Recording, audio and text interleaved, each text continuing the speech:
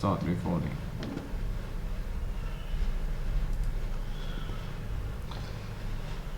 So today's class is going to deal with aspects of vocabulary or aspects of word knowledge, the essential information that you need to know about a word to truly learn it.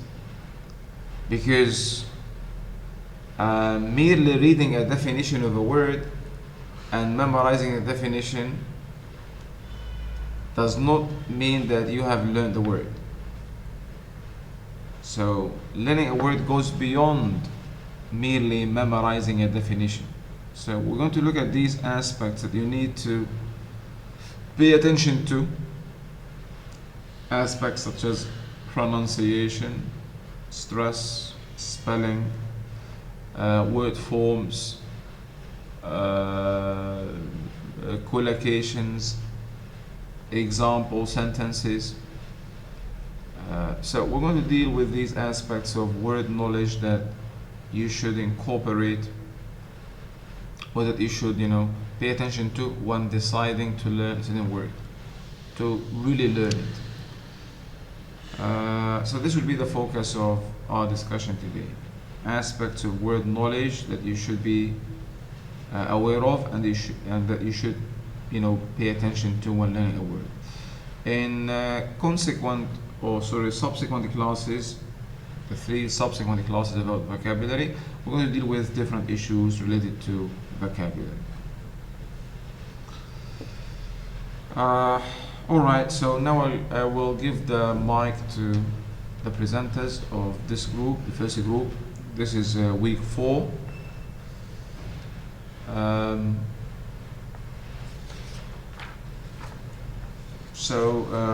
We have, according to the list I have, Faris sent me yesterday what he called an updated list.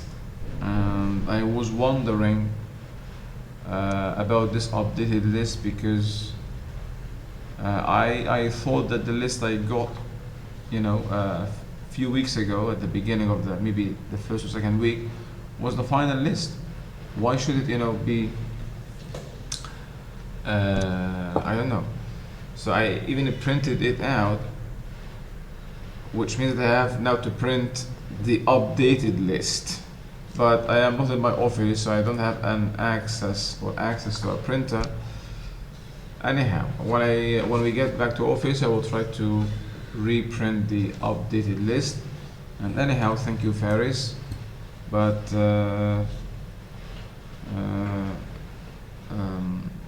this should have been done, and finalized really, in the first or second week, not the 4th week. In today's group, according to the earlier list, I'm not sure if the updated list has different members or more members or less members. I have Alif Firdaus. I have Muhammad Harith. There is also Muhammad Farhan, Muhammad Nur Adil, and Vinosha. So 6 members. Now, are these members here, and do you belong to this group? I do belong to this group, yes. Are you all here? The 6 members I have just called. Yeah.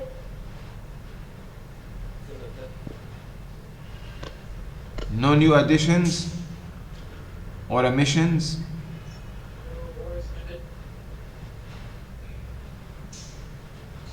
Who is the leader of the group? Any leader? For every group there should be a leader. When you are more than 2, you should nominate someone as the leader. Even when you want to go on a trip in life. If you live in a house and you are more than 2, if you want to go on a trip and you are more than 2, so wherever and whenever there is a group of people consisting of more than 2, they should appoint someone as an emir or a leader. Should agree on someone to be, given the first word as a leader. This will facilitate management, facilitate things, life, the trip, and make your, little community more successful. Anyhow, so guys, the floor is yours now. I wish you all the best. You may go or take up to 1 hour from the moment you start. Approximately, I expect about half an hour for the first task, the topical content. In this case, part 2, chapter or unit 1, and the cliche from the other textbook, and about half an hour for the other task. But you could be a bit shorter, could be a bit longer. It depends on how you have planned it and what you have to say. Best of luck. Go ahead.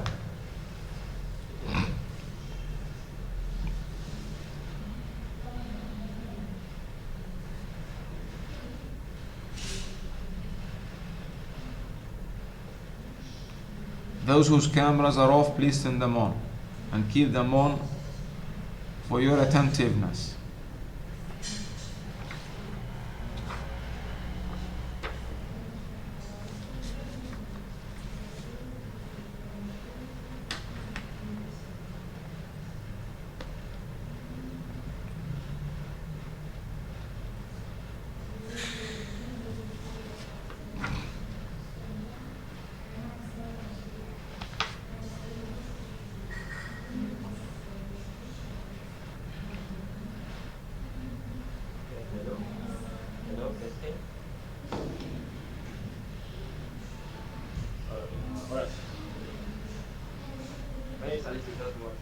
And I'm representing my group first, Muhammad Shafi'i, Muhammad Iqbal bin Abi Jalil, Muhammad bin Muhammad Fauzi, Muhammad Nur Adi bin Muhammad Nurji, Yunusha anak perempuan Sarawanan, Awas Karni bin Azizun, and Muhammad Daniel Iman bin Zaid to present our topic, which is learning new vocabulary from reading.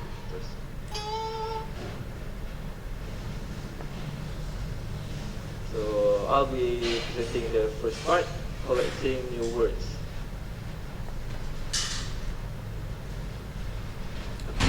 Okay, first of all, when you want to collect new words, you need to read the books first, which is actually makes sense. So after you read the whole chapter of the book, mark the new words that you have found in the books that you have read. You can use either pencil, pen, or highlighter to mark all those new words they found. Okay? If you use a paper book style of reading, you can underline, circle, or make a symbol for each new words that you have found. And for those that prefer electronic devices, highlight the words, preferably with vibrant colors such as yellow, and then copy and paste those words into a notepad application in your devices. After finishing a chapter, make a list for the newly founded words to measure your progress of finding those words. This will help you to ensure that you have reached a certain amount of quota for those new words that you have found and learned. And the second is understanding the new words. After you have learned and discovered those new words, you have to understand them first. By using either a dictionary or through online searches, look up the meaning, the pronunciation, the word classes of those words, and also the usage of those words. This will help you to ensure your depth of understanding of those words is very good, and you can easily comprehend the meanings and the usage of those words itself. You also need to just make some simple notes regarding the meanings, so you do not easily forgetting the meaning of those words. You can also revise the notebooks that you've made 2 to 3 times a week to make sure that you will keep on remembering the meaning and also the word itself. Simply using the new words. By using the new words, such examples are like using the words in your daily conversation. Though it will make you sound snobbish, so you better need to use it with your friends instead, after you explain your circumstances, of course. Which means that you use your words with your friends, but make sure that you explain to them first, like, what is the purpose of you using those words in the first place, so that you don't sound like snobbish or have a rude tone in your word. This can actually, cause some misunderstanding. So better with the precaution in the first place. Alif, Yes. what do you mean by snobbish? Sounding snobbish? It means like you probably want to act like, oh, I know all these new words, I know better than you, or try to act like you know it all kind of guy, because using these rare words that people don't really use in the first place in conversation. But I want to use it because I want to practice it and to understand more, like the usage of it, and to make sure that after this, I've learned this word, and to make sure that I can remember the usage of this word, I will practice it with my friends and all that. But at the same time, I don't want to sound like some kind of the smart guy than them, smarter than them. All right. Have you heard the word pompous? I'm sorry, I forgot the as well. I've written the word pompous in the chat column. Can you see pompous in the chat column?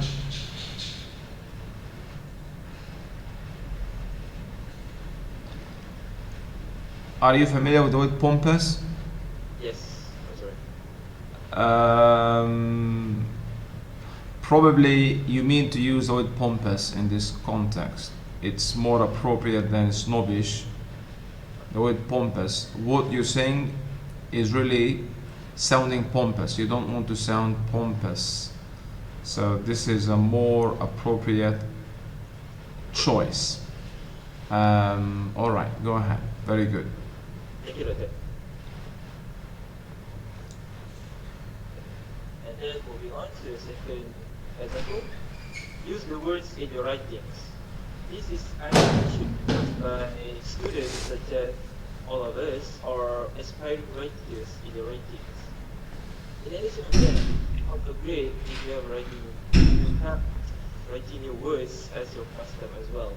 Because if you want to practice using the new words, the best way is one of it is writing. So by writing those new words, like in your essays, in your short stories, in your task assignments, this is going to help you to understand and to better more, and also remember it as well. And third, discuss with friends about the new words, especially the meanings, etymologies, and also the word classes. Not only it will increase your understanding of those words, your friends will be able to learn the new words as well. It is also good for you to discuss with friends because, like I said, it's not only you understand more, you will remember those words more, but you also help your friend to learn a new stuff, a new word. Probably they never knew before, and you teach them about it. So you just share your knowledge to your friends, which is much better than just learning by yourself only. So this is for my part. After this, I'm going to let Haris do it. Thank you.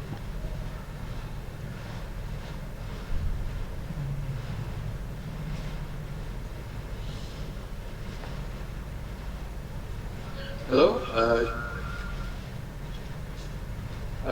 Sorry, I'm over. Okay. Hello. on this group, and I'll be presenting about cliches. Cliches from what I understand, from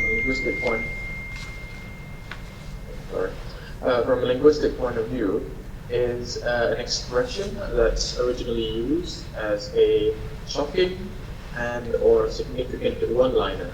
And the expression itself remains in the zeitgeist of popular media.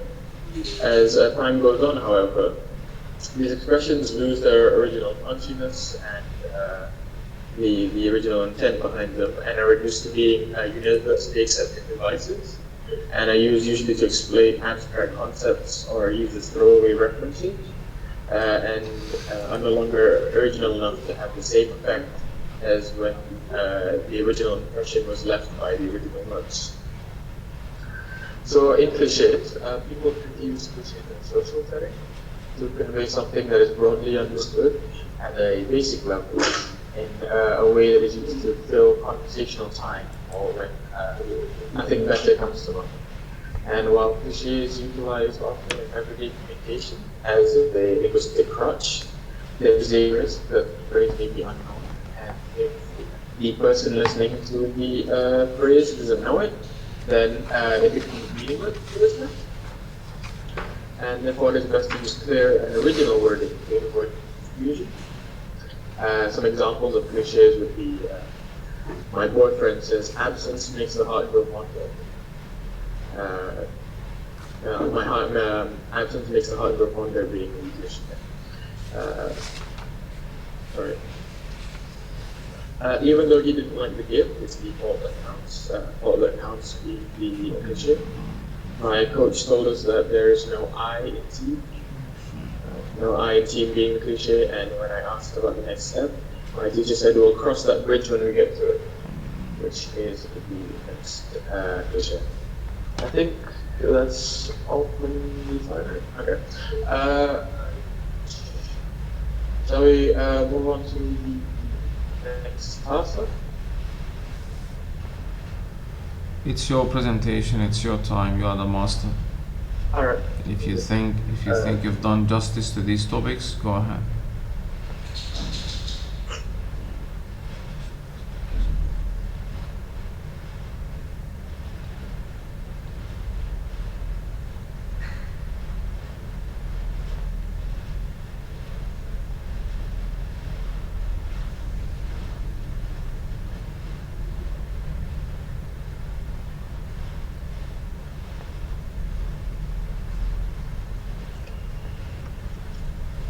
Alright, I think that's all from our group. Thank you for listening, and thank you also, Doctor, for your helping in adding the word compass itself to our slides. Thank you. So I guess we can move on to the next class. Is it?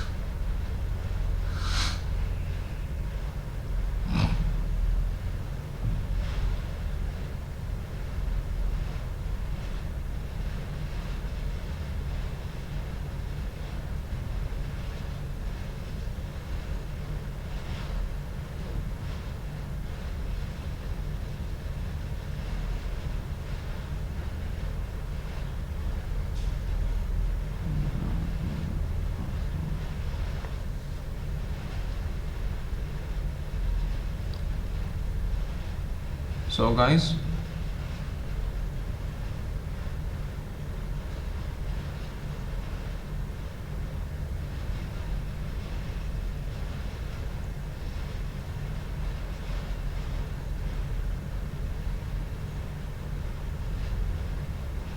are you going to carry on? One moment, we're pulling up the essay.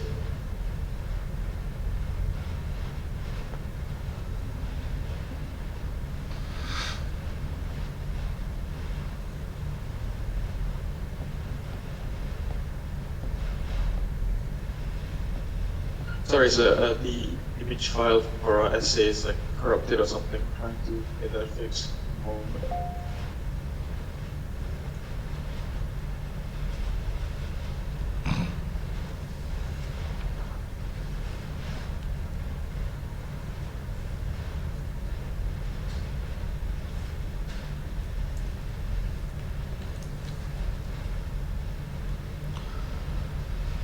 Alright, in the meantime, let me say something about the cliches. In front of me is page 5 from the other textbook, the one titled Read and Think, Reading Strategies course by Ken Beatty. Page 5. What is a cliche? Cliche is a phrase or an idea, an expression, or a comparison that has been used so often, so it is overused. So the key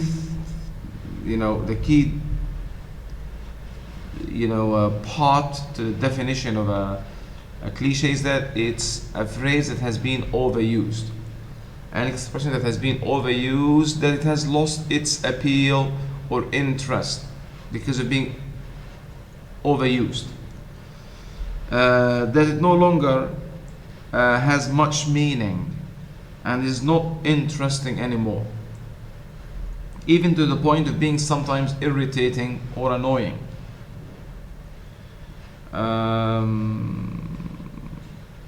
It has become a cliche to say that Malaysia is a truly Asia. Malaysia is a truly Asia. It's more of a cliche now. It has been used a lot and it's too much. She's the apple of my eye. Another cliche, the apple of my eye. This expression has been used a lot. That it has lost its, appeal, meaning. Going bananas. To say that someone has gone banana or is going bananas, or meaning crazy. Again, this is a cliche, a phrase that has been overused, used a lot. Other examples of the cliches is over the moon. The day before yesterday, I received an email from a lady, and she used the cliche over the moon. Maybe I can refer to that email. I'm not sure what I can find now, the cliche.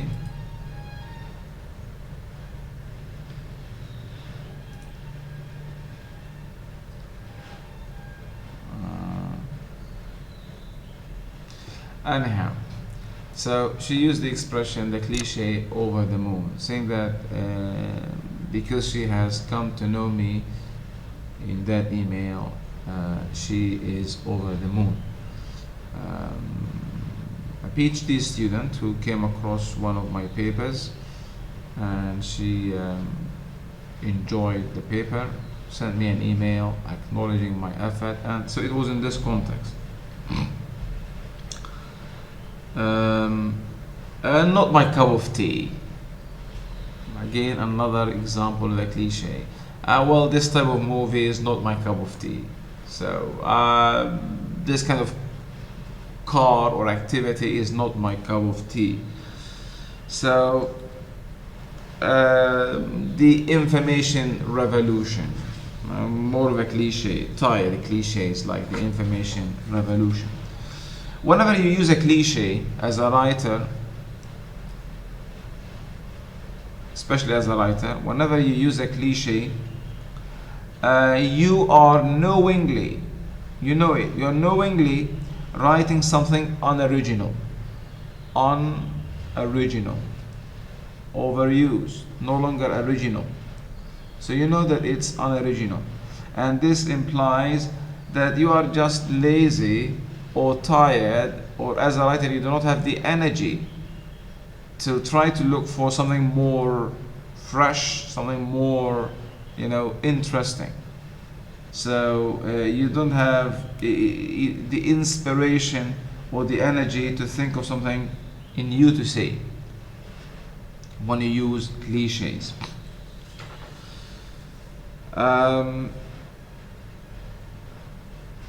Cliches are sometimes difficult to understand,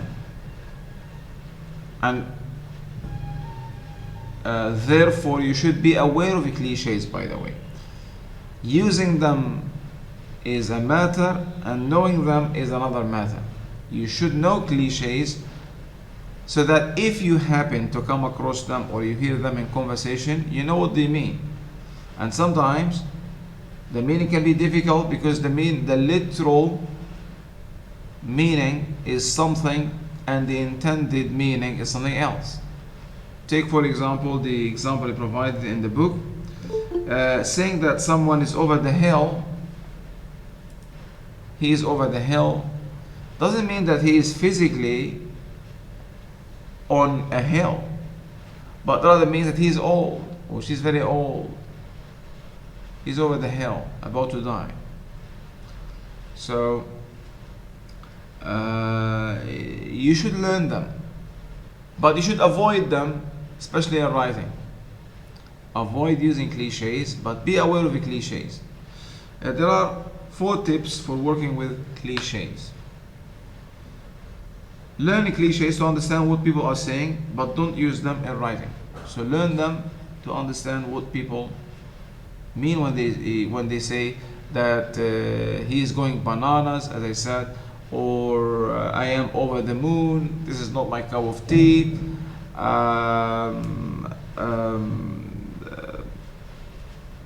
trouble shared is a trouble halved.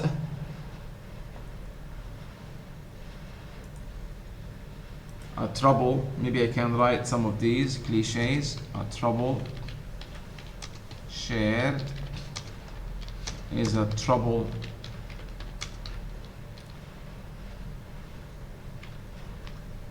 halved. I am writing some of these cliches. I have said these overused, boring expressions have lost their, originally when they were used 50 years ago, more or less, they were interesting. But because of being overused by many people, they have lost their originality and appeal. There is another expression, familiarity breeds contempt. Familiarity, this is an idiom.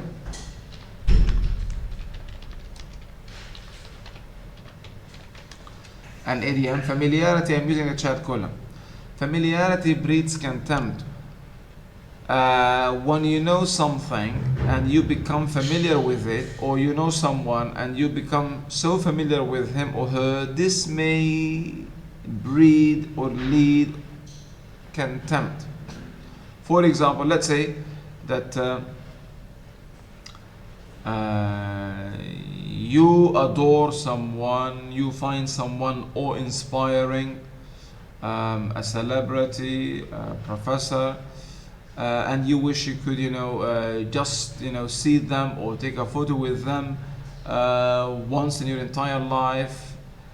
And let's say that one day you happen to get in close touch with this person.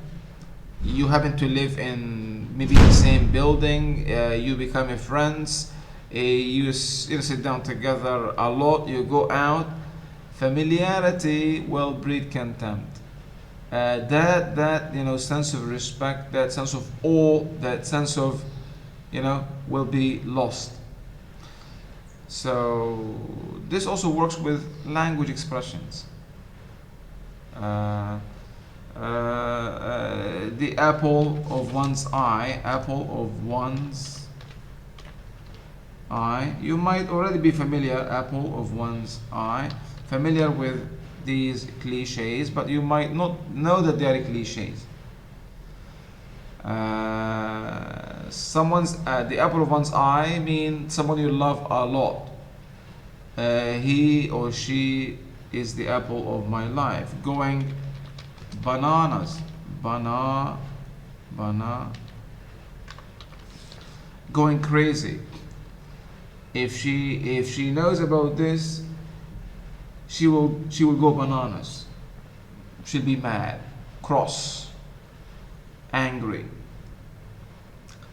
Not my cup of tea. Not my cup of tea. Describing something as not the kind of thing that you like. Watching horror movies is not my cup of tea. Romance movies is my cup of tea. As brave as a lion. For God's sake, this has been used since the Roman Empire. So describing someone as brave as a lion.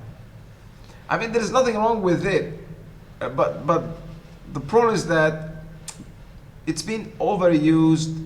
That people may find it irritating.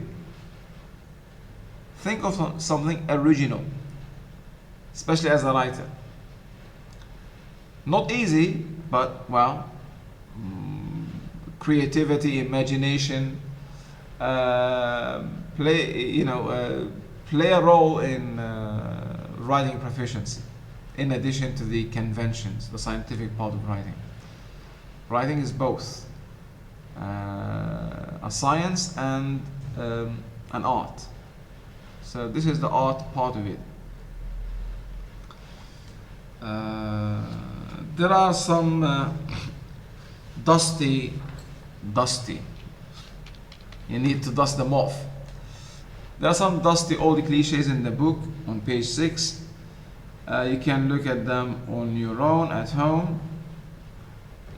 So that's all about the cliches, as we've said. A phrase, an expression, a comparison, as brave as a lion, a metaphor, that has been used a lot. And so it has lost its appeal, freshness, originality, and meaning. And it might be annoying or irritating to some people. So you should learn them so that when you hear them or read them, you understand what they mean. Because some are literal and cannot be understood. Most languages use literally anyhow, not just the cliches. Much of our discourse is metaphorical in nature. So one of the characteristics of everyday speech is indirectness, or the indirect use of language. We do not mean literally what we say. So this is a characteristic of language as a whole, in general. So learn them, but avoid using them.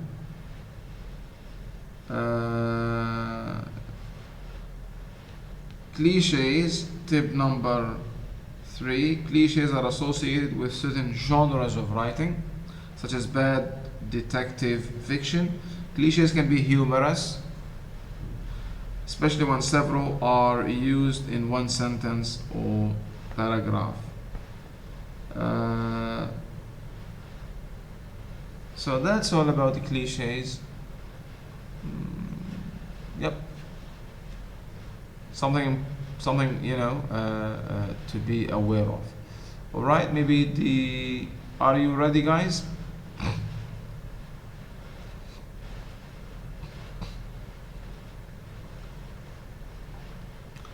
Guys, are you ready, or shall I proceed with my I'm presenting her. Okay. Yeah. All right. So we're done with the cliches. I explained the cliches.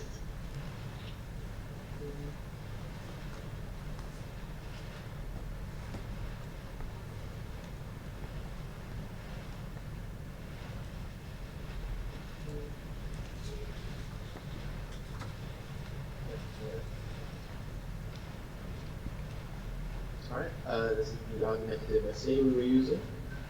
It is called Health and Healing at Your Fingertips. So in this essay, it is mainly arguing about the uses of traditional or other physical medicines rather than the newer and more sophisticated ways of medicine. So in this first paragraph, I'll read it out now. Throughout the bottles and boxes of drugs in your house, a new theory suggests that medicine could be bad for your health, which should at least come as good news to people who cannot afford to buy expensive medicine. However, it is a blow to the medicine industry, and an even bigger blow to our confidence in the progress of science. This new theory argues that healing is at our fingertips, and that we can be healthy by doing right on a regular basis. So this argumentative essay starts out very strongly with its introduction. It introduces the article, it briefly outlines what the article is about. You can see there that it states the purpose clearly, and they do outline the main points to show their claims and assumptions. And they start off with a good hook, maybe in the form of the new theory line, showing that, trying to get the reader to continue reading the essay.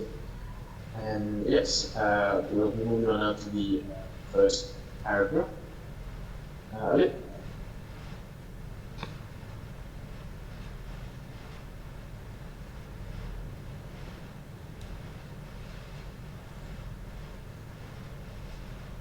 Okay, before I move on to the first paragraph of it, first of all, we're going to see the topic itself, health and healing and alternatives. When we read this, we're going to question ourselves, like, what does it mean to heal ourselves from our fingertips? Like, is there anything that our fingertips can do to heal us, and especially affecting our health? And that is the first part that I have learned and done when I read this essay, which I question the topic itself, like what does healing have to do with our fingertips? And then when after Harit reads throughout the introduction of the paragraph of the essay itself, learn that the healing of from our fingertip is by doing Reiki, which is on parts yoga or tai chi, which I will touch upon in the first paragraph. So now I'm going to move on to the first paragraph. Okay. Supporters of medical treatment argue that medicine should be trusted since it is effective and scientifically proven. They say that there is no need for spiritual methods such as Reiki, yoga, or Tai Chi. This is just a waste of our time, something which is quite precious in our material world. There's medicine that can kill our brain, kill our pain, kill our pain, X-rays that show us our fractured bones, or MRI that scans our brain for tumors. We must admit that these methods are very effective in the examples that they provide. However, there are some everyday complaints such as back pains, headaches, insomnia, which are treated currently with medicine. When you have a headache, you take an aspirin or Vermidon. When you get asleep, you take Xanax without thinking of the side effects of these. When you use these pills for a long period, you become addicted to them. You cannot sleep without them. You pay huge amounts of money and become addicted instead of getting better. How about a safer and more economical way of healing? When doing Reiki to yourself, you do not need anything except your energy, so it is very economical. As for its history, it was discovered in Japan in the early 1900s, and its popularity has spread particularly throughout America and Western Europe. And quantum physics, energy is recognized as the fundamental substance of which the universe is composed. Reiki depends on the energy within our bodies. It is a simple and effective way of restoring the energy flow. There are no side effects, and it is scientifically explained. So throughout the first paragraph, the first point of this essay, which is the introduction of the Reiki, Yoga, and Tai Chi, and also the side effects of the medicine, we can see that the author is biased more to the traditional way of healing, or more like the using the energy of the body, the key of the body, as the way of healing rather than the medicine. For example, he said that when we use these pills for our everyday complaints or our everyday aches, such as back pains, headaches, insomnia, which we usually use medicines, like for us Malaysians, we use Panadol for almost every condition that we are facing. We're going to end up become addicted to these pills, to these medicines. So the author is biased against the medicines and said that rather than using these medicines because it's just going to cost us a lot more, how about we use Reiki, because it is focusing more on the energy within the body itself. That is what I currently understand of the first paragraph. So for the second paragraph, Harith, take it again. Alright. Very sorry about that. Can you switch to the next page? Alright. Okay. So, opponents of alternative healing methods also claim that serious illnesses such as HIV, AIDS, and cancer can be treated without drugs. They think so because these patients spend the rest of their lives in the hospital taking medicine. How can Reiki make these people healthy? It is very unfortunate that these patients have to live in the hospital, losing their hair because of chemotherapy, losing weight because of side effects of medicine they take. Actually, it is common knowledge that except for when the cancer is diagnosed at an early stage, drugs cannot treat AIDS or cancer.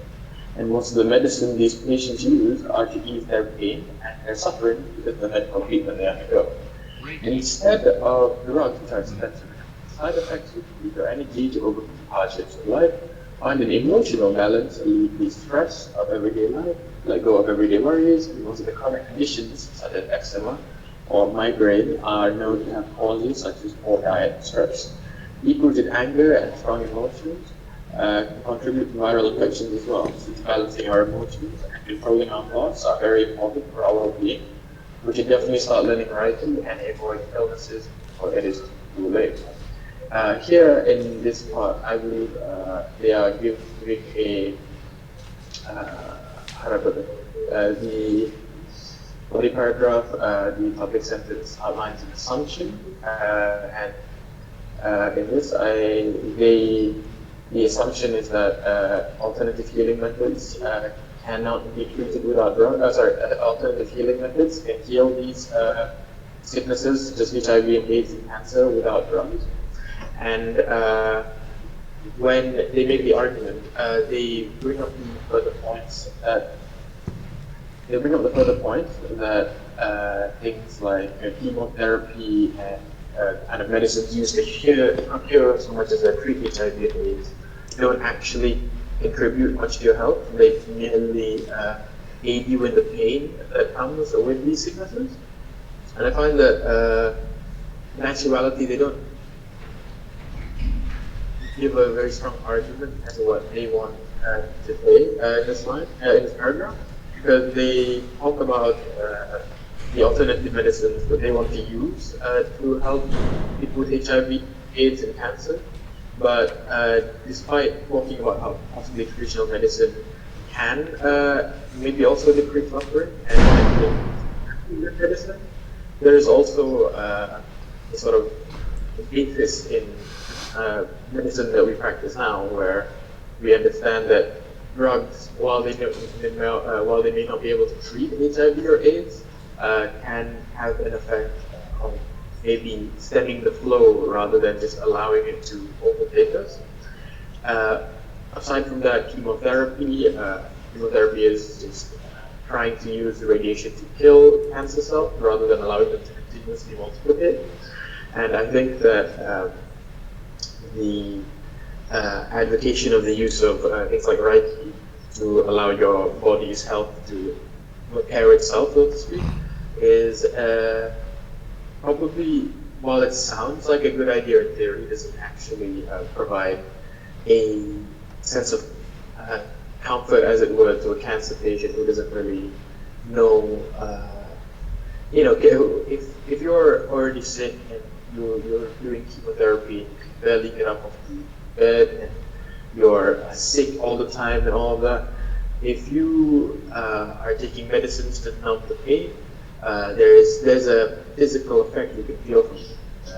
But if you're trying to allow Reiki to center your, whatever they say, center your core or help you get over this pain, it's unlikely that, unless you had extensive practice in this stuff before having cancer or your chemotherapy, you probably won't actually find much of a way to, use the other to help with this illness. And for the next paragraph, I'll give it back to Ali Firdaus. Excuse me. Yes? Guys, let me use a chat column to help you see what I want, and also the others, the other presenters, future presenters, about how to go about this task, how to do it.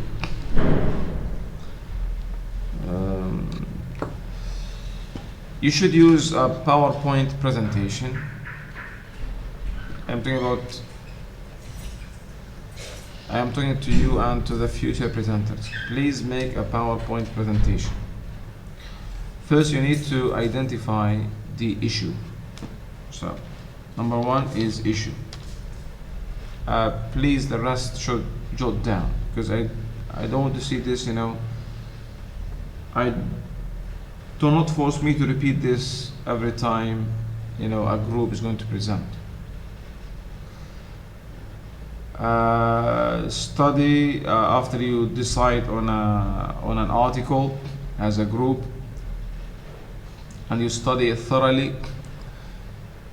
First of all, identify to the listener in this case, your classmates and me, the issue. After you identify the issue of this article is blah blah blah. Next, you define the argument, or you mention the argument. So number two, having identified the issue, you say the argument of this writer is, by the way, so let me ask you now, what is the issue of this article? The issue is the topic, the controversial topic. The issue of this argument is whether or not Reiki, another form of traditional medicine, can compare to contemporary medicine. No, this is not the issue. This is the argument, maybe. What's the issue? What's the argument?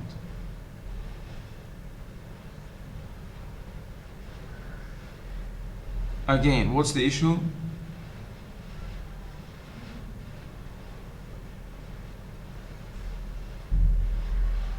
What's the topic of this article? What is it about? Alright. I think it's about by doing Reiki, we can also be healthy, as well as someone takes medicine as well. But we must do this Reiki on a regular basis.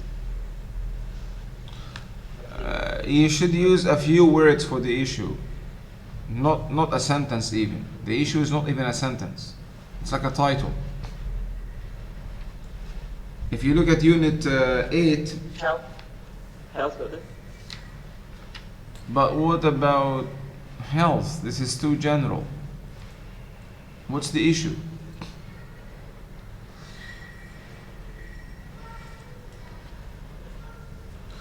Okay, excuse me, the Muhammad, what did you see the issue at the beginning? I said contemporary versus traditional medicine. Remember the issue, as we learned in last week, the issue is usually introduced in the form of a question or by using the word whether. Whether. For example, should the United States increase its border security to prevent terrorism? That's the issue. Now the author's stance or argument will be whether yes, it should or should not. That's the argument. Or using the word whether. Usually the issue can be introduced using whether. For example, whether public examinations should be abolished, whether mobile devices should be allowed in school, whether internet censorship is relevant to the 21st century. So the issue should be introduced using a question in an argumentative or persuasive article, using whether or a question. So again, I am asking you, what's the issue? Whether traditional medicine is comparable. Since you're not having a PowerPoint presentation, can you write it down here now in the chat column? Because this should be written. Because when we hear and say, we understand more. Okay. This should be written in a PowerPoint presentation. You can use the actual article as an attachment. You may refer to it. But you need to analyze it and evaluate it. You need to break it down. What's the issue? What's the argument? And then you move into your analysis and evaluation, step by step. So, what's the issue? Again? The others, please make notes. Are you writing? Yes, yes, I'm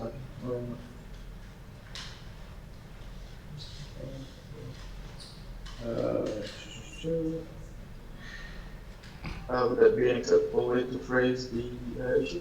Whether traditional medicine can compare to contemporary medicine. Fine. So now we have an issue. Okay. Okay, what's the argument? That is the author's position, the writer's position. The writer's position seems to be that traditional medicine is a better alternative to contemporary medicine. Formulated, the argument should be one sentence. Formulate it and write it down. All right.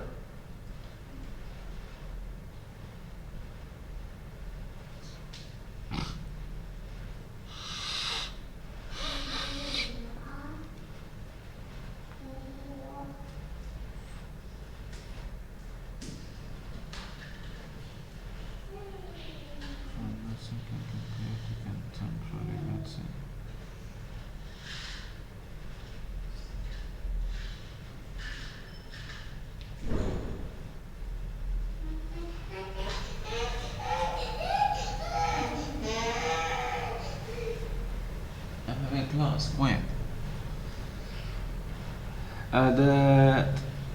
It should be a sentence, okay?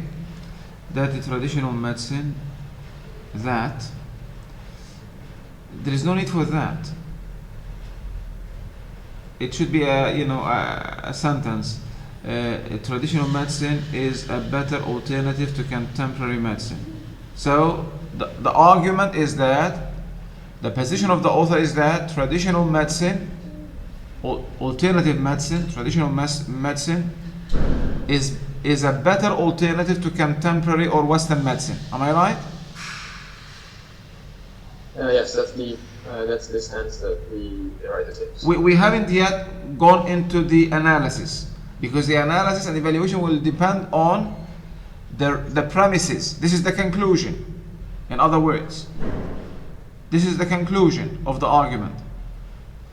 So now we're going to look at the reasons or premises In your PowerPoint presentation, after you identify the issue and the argument, you need to summarize or mention the points, the premises, the reasons the author provides to support his or her stance. These should be topic sentences basically, because each point of support will be usually given in a paragraph in the form of a topic sentence and then supporting details for that. So summarize, pick up these supporting points. There might be 2, 3, 4, 5, and you write them. You say that the author is advocating, or his position is that traditional medicine is better than alternative medicine for the following reasons. 1, 2, 3, 4, 5 in a slide. So you summarize the argument. So after you identify the argument, you summarize the premises, points, reasons, the same meaning,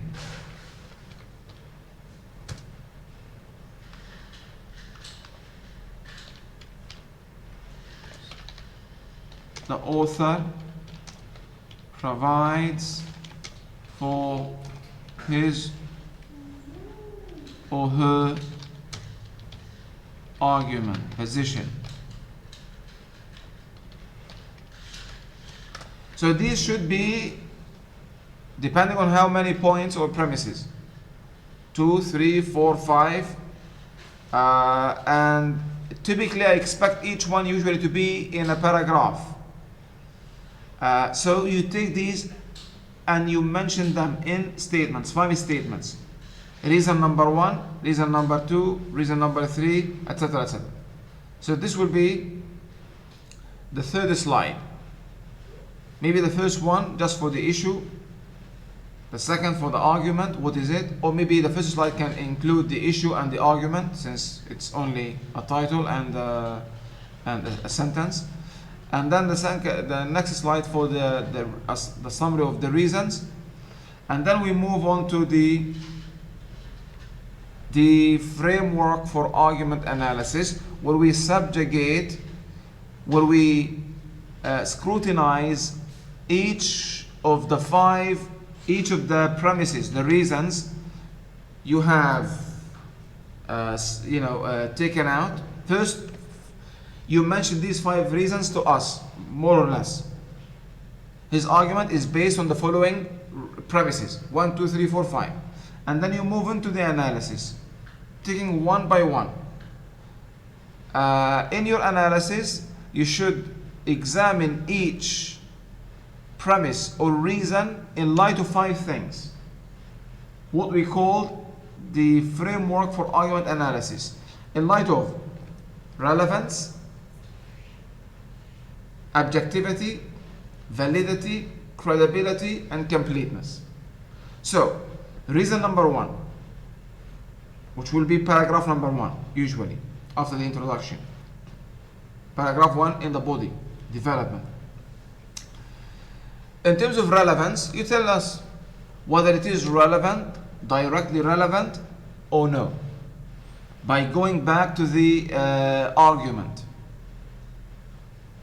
The argument. Is it relevant or seems to be relevant? So, all the reasons, you check the relevance.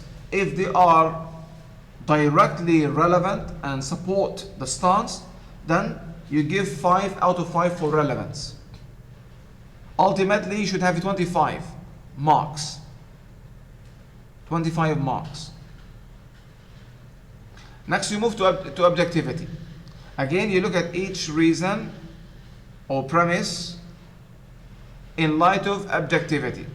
We define objectivity as meaning the evidence and the facts provided. So you see, if there is evidence for each reason, if there is a fact for each reason, in terms of studies, research, findings, facts supporting or buttressing the reason. If there is enough evidence for each reason, because we don't want just to make claims.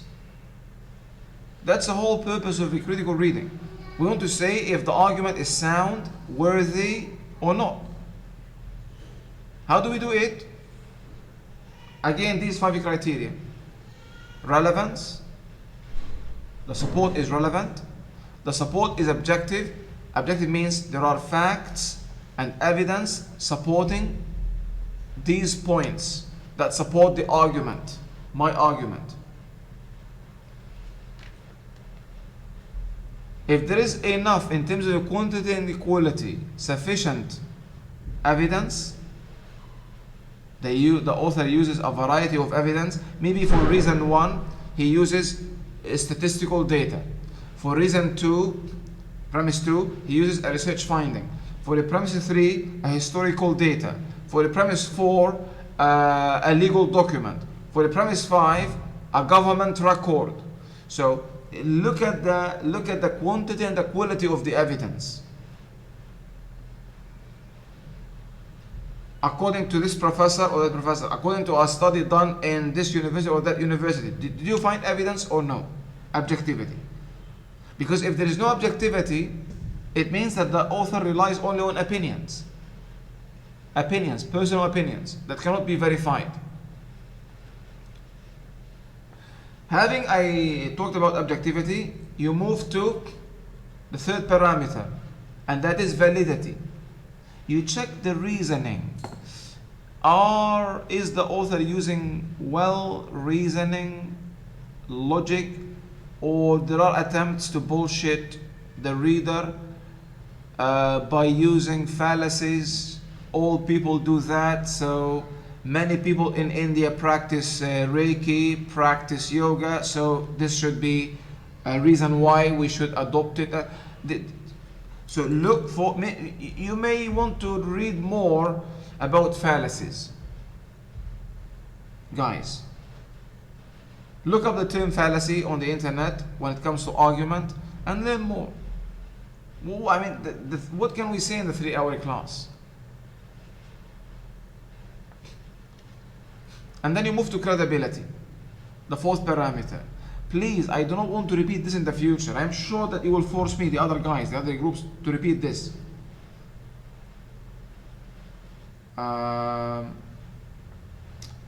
Guys, are you all listening? I want to hear yes. Yes, doctor. Yes. Everyone. Yes, doctor. Yes, doctor. Yes, doctor. All right. So please, again, I am repeating. Have a PowerPoint after you decide on the article. Have a PowerPoint presentation. Prepare it. Mention the issue. It should be a few words, like this here. Whether traditional medicine can compare to contemporary medicine. This is the issue. Then you write the argument, the author's position. In this case, traditional medicine, according to the author, the writer, is a better alternative to contemporary medicine. This is the conclusion he wants to communicate to us. Now we want to see if we can be persuaded by his argument, or no, discard, stop using Western medicine and believe in what he is saying or she is advocating, or no. This will depend on the analysis in light of these 5 parameters or factors I have, taught you to help you to break down the argument and evaluate it. And you should be aware of whether the issue is descriptive or prescriptive. In this case, it's prescriptive, because it has to do whether something is right or wrong.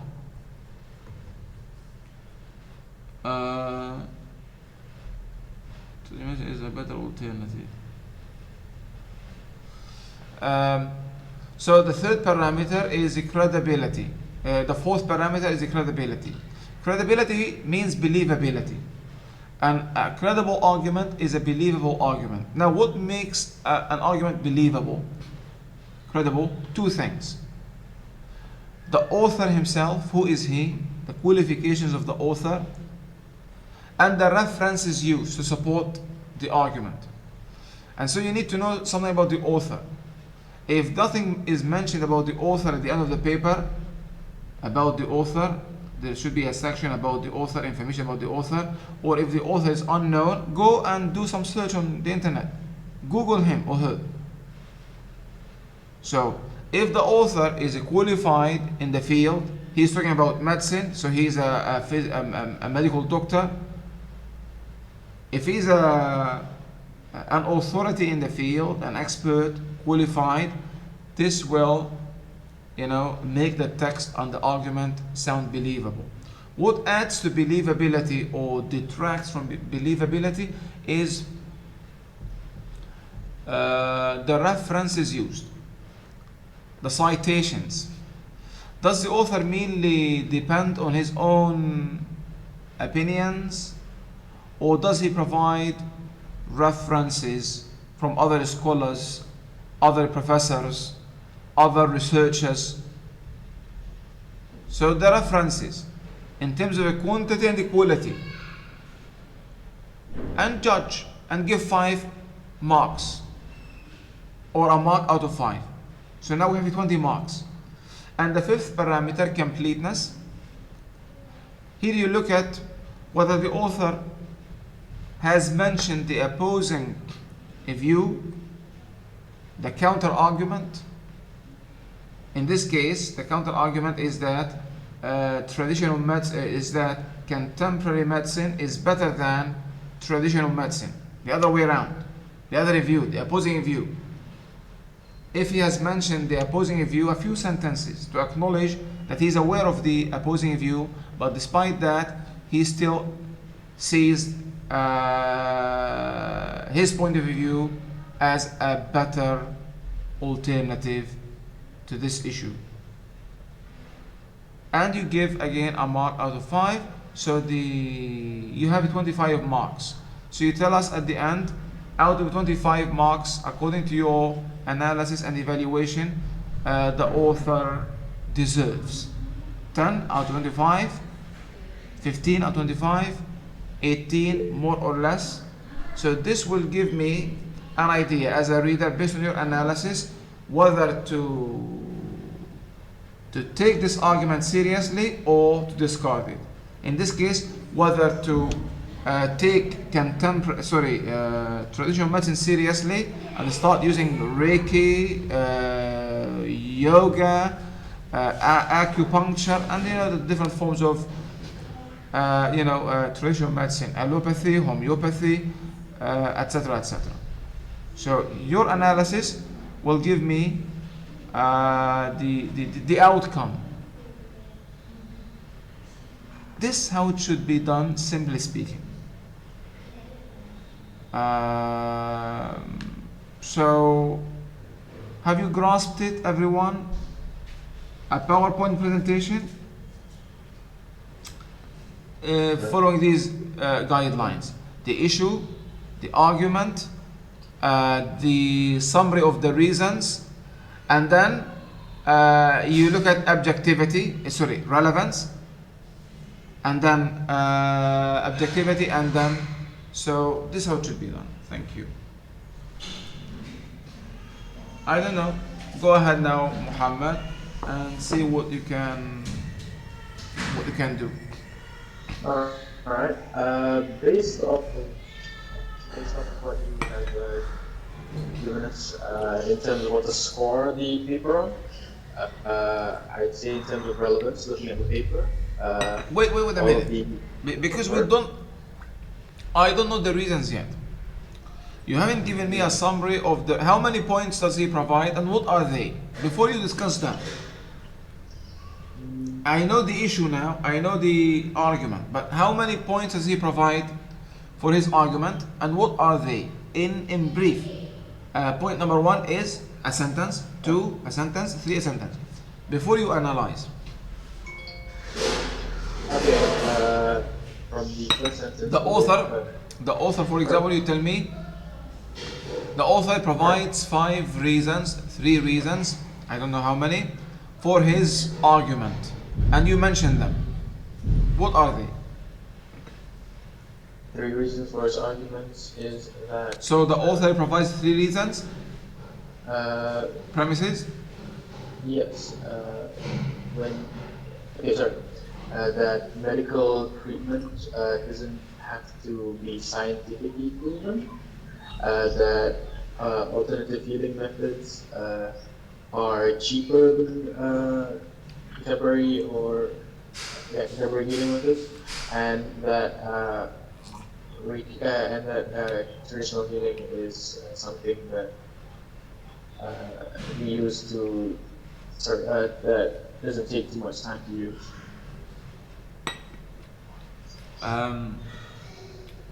May I trouble you? Can you do me a favor to write these reasons Alright. in the chat column? Say the author provides 3 premises for his argument. These are 1, 2, 3. And this will be the summary of the points, the argument.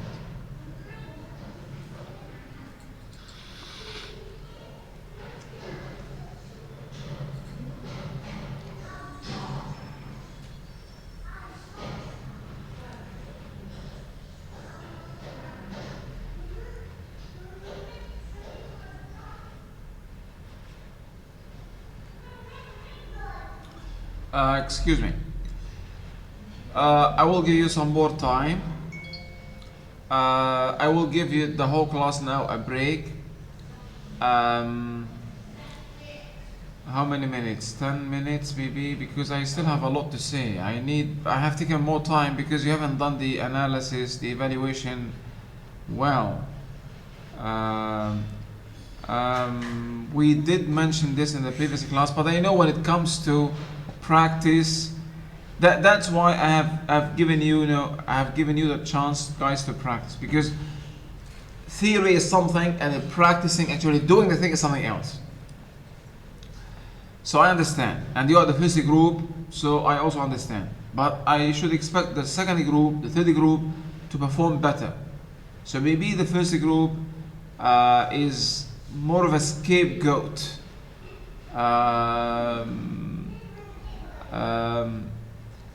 So we're gonna have now, let's say, a 10-minute break. In the meantime, Muhammad and his team can summarize the points, and write them in the chat column. So we shall be back in 10 minutes. Okay, guys? Alright, so you think of the reasons and you write them on your own during this time. See you soon.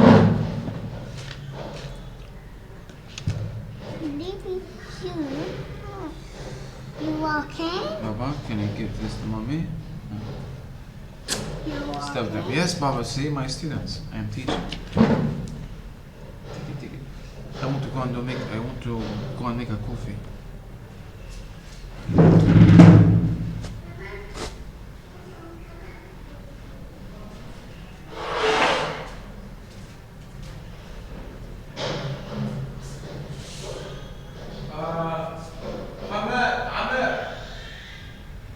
Get me your sister.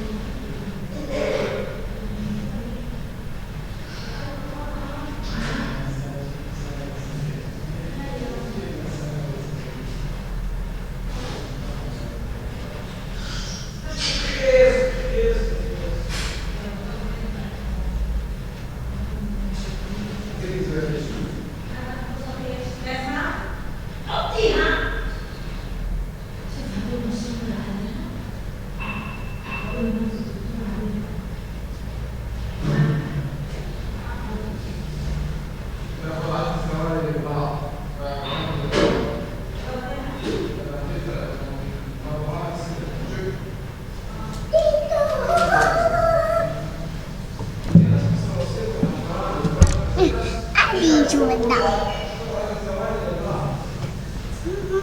Mama.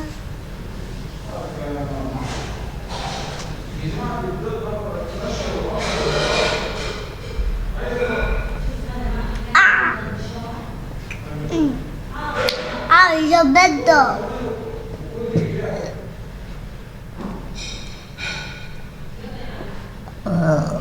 Oh, pretty. I do the okra.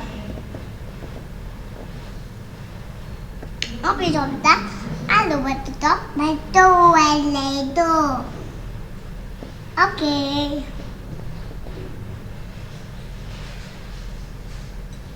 Oh, sugar. Okay. I love bag. Ada mai.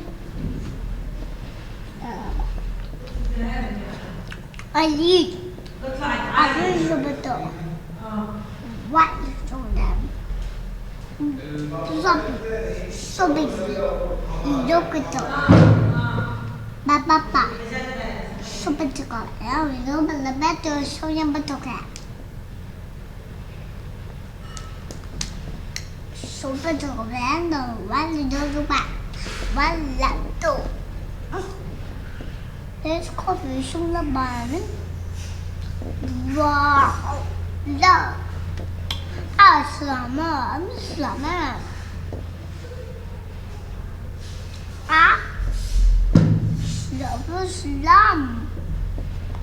Don't get the nama to him.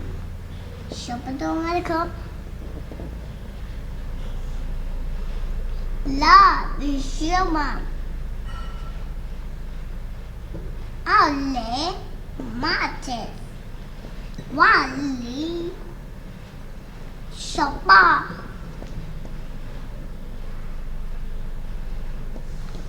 La, story me. Short lebih tu. Why? Why you want? I'm happy dear. Don't. I really am way too welcome. Understand?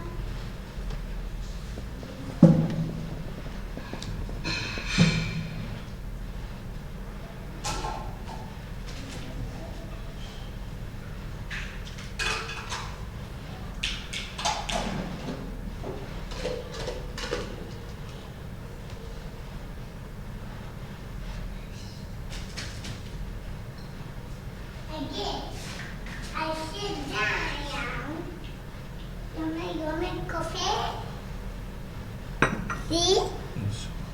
Again. Sorry? Bye. Come, Baba, come take this coffee. You need it. A plate? A plate to me.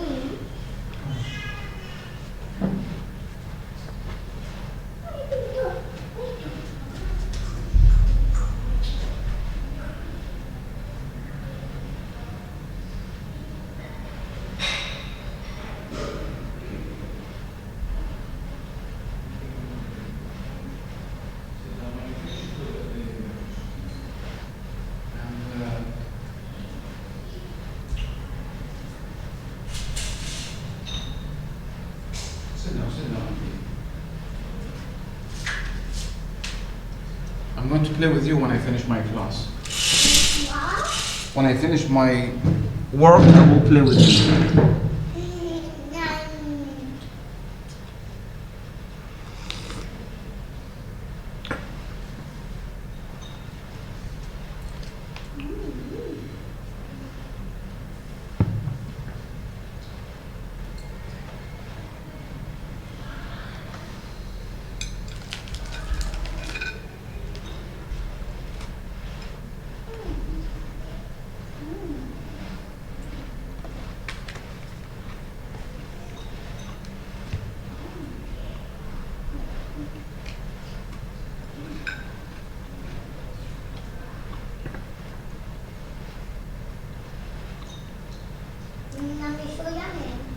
Yeah, lovely cookies.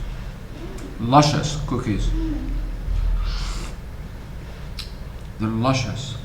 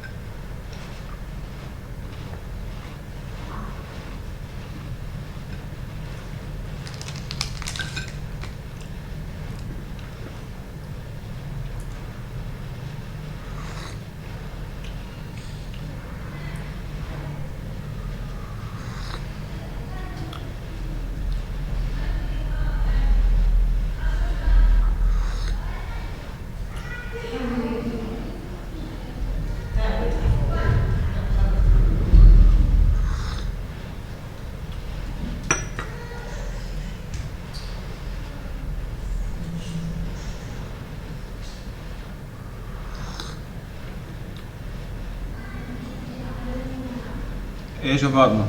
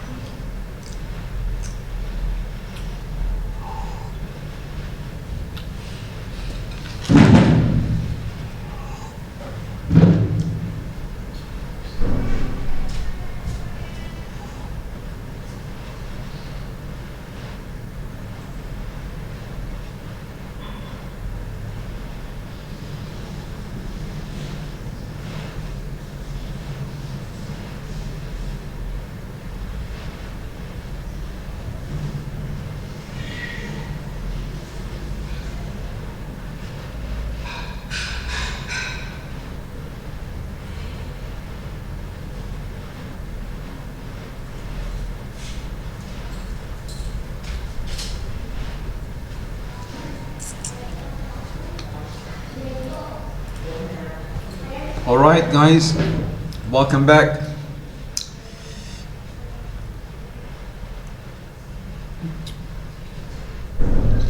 A cup of coffee can do wonders to a tired mind. Yep, just finished mine, the last sip.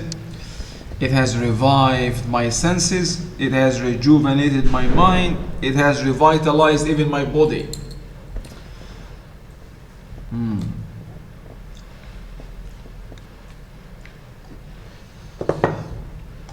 So,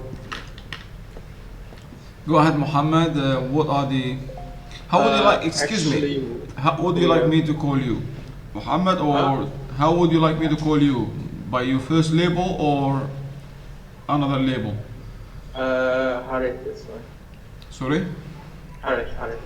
Because J-R-I-T-H. Harith. because I cannot see the other label. Only Muhammad. Okay, Harith then. Harith. By the way, I remember your chubby, innocent face. So I could recognize you, and you're one of my perception of you as one of my smartest students. Though I did not like your performance today, to be honest, neither in the first presentation nor in the second, this one. I was slightly disappointed also from your performance, both of you as a team.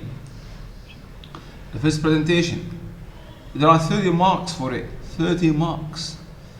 So it wasn't up to my expectation. You could have said more, especially you are a team, not just one. You've got to look at the fact that you are a group, one thing, and the weightage for the task is 30%. So it should be done. I should see more effort. But we'll try to make up for these problems, and hopefully you will still be able to get an A. Okay, go ahead. A summary of the reasons. This has taken a long, guys, but okay, maybe this is understandable. But in the future, I hope that this, part of the presentation will not take, this long. You make it effective within half an hour by following my guidelines. As I said, identify the issue, then the argument, then the summary of the reasons, and then the analysis in light of the 5 parameters or factors or framework for analysis. That's it. And the more you practice reading critically, the more you become good at it. Yeah. We're presenting. We put all the information on that. So. Okay.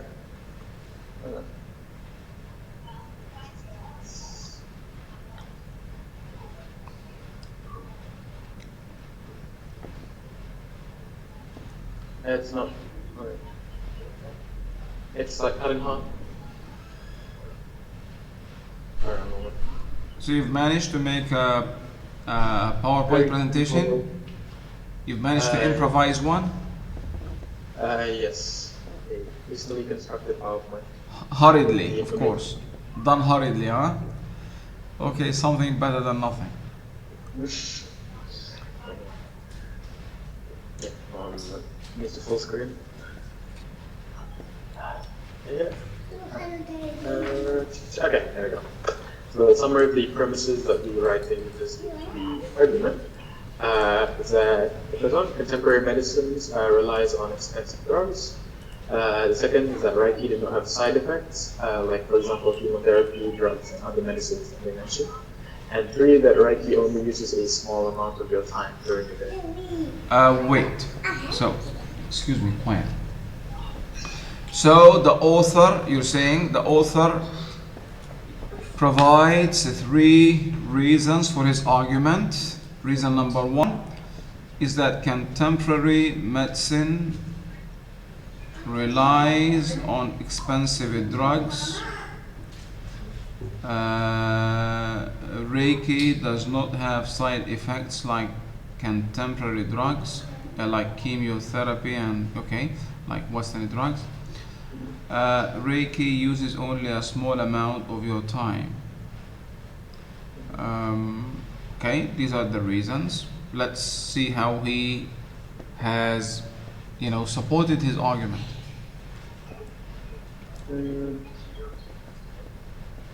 Alex, okay. Put your headphones on. Listen. Yeah, okay. Continue.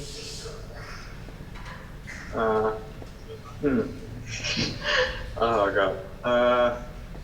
Okay. From what we can read, text is relevant to the issue and the argument that was presented. This is relevant. Which text? The text, the argumentative essay that we were presenting just now. The text is relevant. We do not talk about the text. We talk about the reasons, and reason by reason. Because one reason might be directly relevant, another might be, close but not relevant, a third might be not relevant. We're talking about the reasons that we have summarized. We cannot say that the whole text is relevant. We're talking about the reasons, and one by one.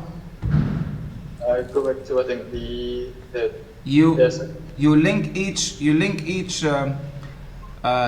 each reason back to the argument, which is traditional medicine is a better alternative.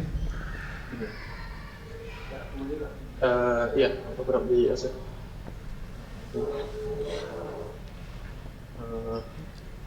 Okay. I know it's not easy, and that's why we're practicing it.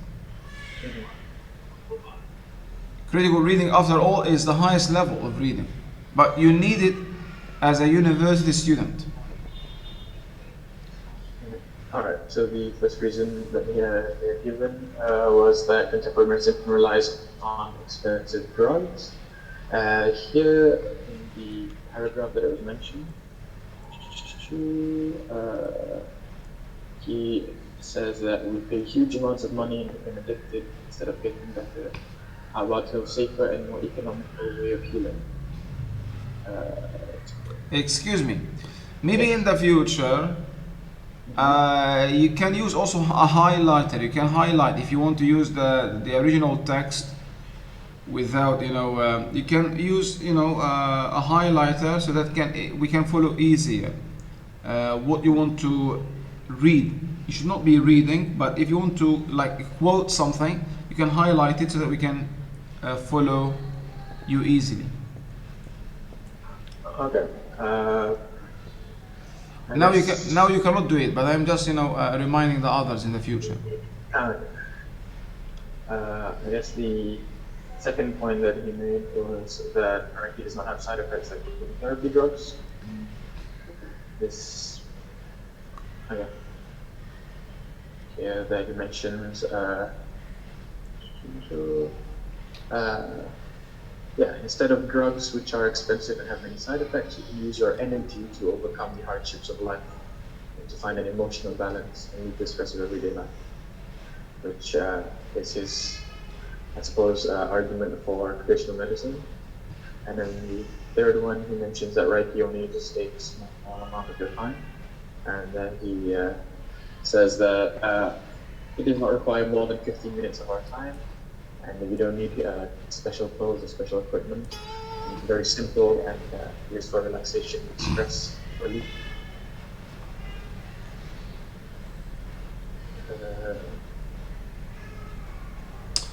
Harith,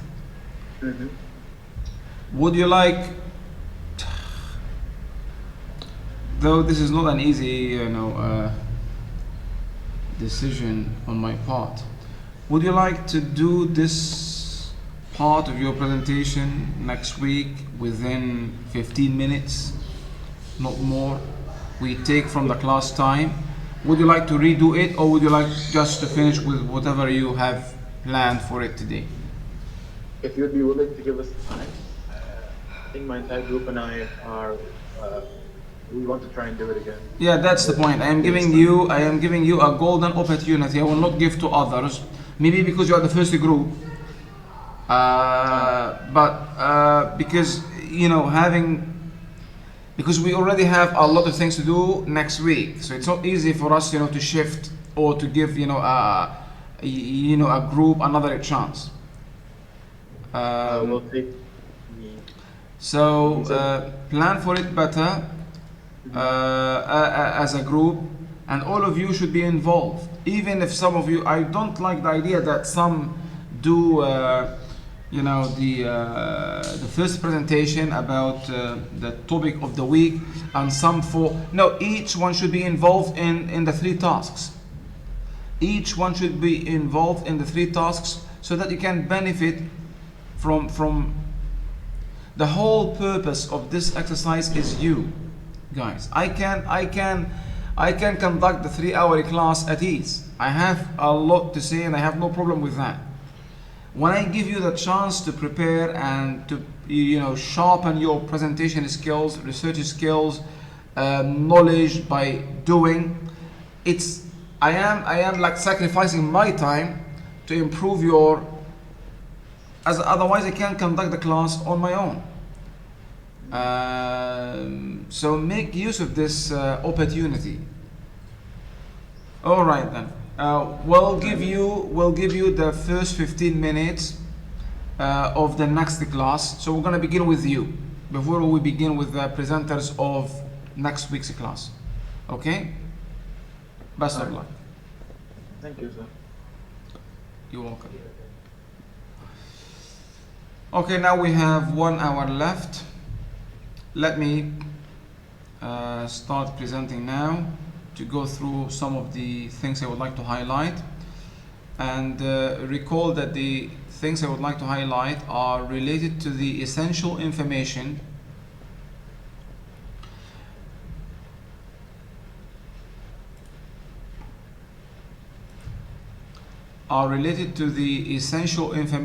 that you need to look at and consider when learning a word, when studying a word. It is not enough just to memorize a definition from the dictionary and that's it. This way you will never be able to learn the word.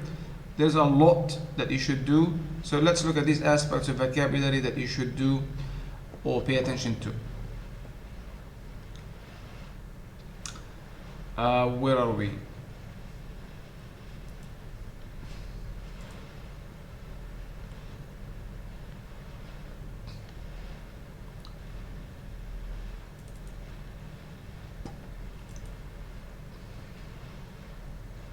Aspects of vocabulary, or alternatively, aspects of word knowledge.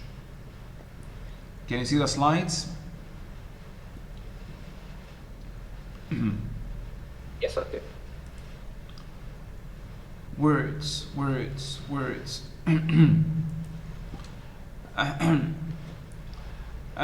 Very quickly before we talk about these aspects of word knowledge you need to have, let's quickly say a thing about the importance of words. We're going to revisit this topic again in future discussions. Without a grammar, little can be conveyed. But without vocabulary, nothing can be conveyed. David Wilkins. And so, with a bit of a grammar, you can say something. But without vocabulary, nothing can be conveyed. Vocabulary is crucial. Vocabulary has a direct positive impact on your capacity to build up your language proficiency as a whole. And so, vocabulary is not an end in itself. Vocabulary is not an end in itself. Vocabulary can help improve your not only reading proficiency, but language proficiency as a whole. Your speaking skill, your writing activity, and your listening activity. It is not an end in itself. It can help other skills and communicative activities. Vocabulary then is not an end in itself. A rich vocabulary makes the skills of listening, there should be a comma here, speaking, reading and writing easier to perform. Paul Nation. So this is just a quick idea about the importance of vocabulary. vocabulary. Okay, I would like here today to make a suggestion. Some of my ex-students took this suggestion seriously, and they thanked me later on. I think I made this suggestion also when I taught you reading skills. So if you took this suggestion seriously since that time and began learning 5 words a day, you can imagine now then how enormous your lexical resource would have been. So my suggestion is to learn 5 new words a day. You will learn, if you learn 5 new words a day, only 5, not more. 5 a day, beginning from today. If you didn't take this suggestion seriously since the time I taught you reading skills, then you may begin from today. Do not procrastinate. Just start. 5 words a day. This will mean you will learn 5 times 365. This is the number of days in a year, at least on earth. And so this will result in 1,825 new vocabulary items in a year if you just learn 5 words a day. So about 2,000 words. About 2,000 words will be added to your lexical resource in a year. That is a lot of new words. And we are not counting all the other words that you will learn in other ways. For example, reading, conversation, etc., etc. Words that will be learned incidentally, not as a result of conscious learning. The 5 words I'm talking about are words to be learned as a result of conscious effort, as a result of conscious activity. But you will still learn many other words incidentally. Incidental learning as you engage in discourse, as you engage in communicative activities, as you read, as you listen, as you converse. You will learn words subconsciously without realizing it. When you immerse yourself in linguistic activities,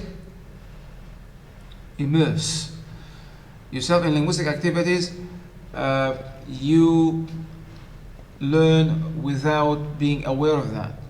So I'm not talking about this. I'm talking about the words that you're going to learn consciously. The 5 words. Buy a notebook, and the notebook is one of the according to unit 1 that we're dealing with today. The vocabulary notebook is one of the vocabulary study tools. So have a notebook and write in it 5 new words each day, every day. Learn them. You will soon have an excellent, phenomenal growth of vocabulary. You can use either a small paper notebook or an electronic notebook. Before the invention and the proliferation of mobile phones, I used to have paper notebooks, and I have many of them. Some of them are in my office. If I were in my office now, I would show them to you. I still keep them because from time to time I look at them. Notebooks I wrote more than 20 years ago when I was learning English the way you are learning it now. But nowadays you can also make use of electronic notebooks using an electronic app in your mobile phone. I have one, and there are thousands of words and thoughts in it that I keep adding to it as I read, as I engage in discourse. As I engage in discourse. Not discourse, discourse. Alama, never mind. Where are we? As I engage in communication.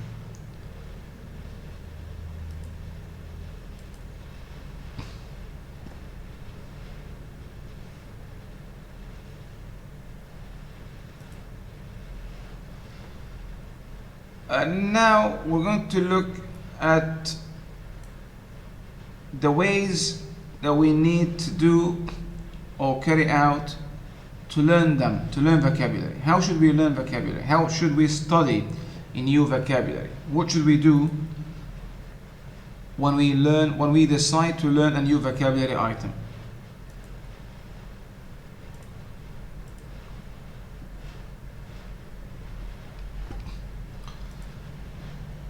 All right, one more slide before we look at the things we need to look at when learning or studying a vocabulary item.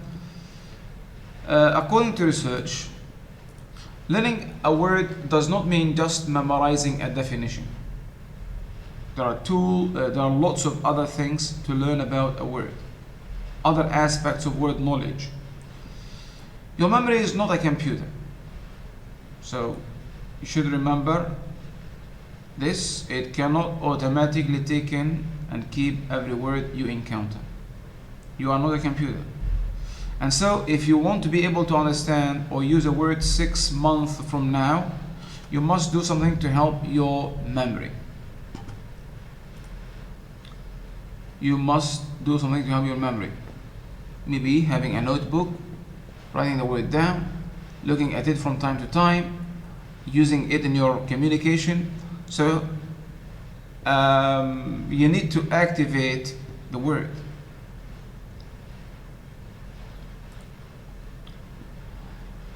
Another thing to remember according to research is that repetition is essential in vocabulary study.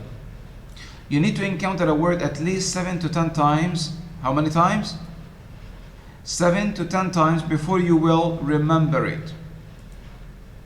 So you need to expose yourself to the new item as many times as possible for some time. Maybe you look at the new item in the evening, in the morning, a day after a day.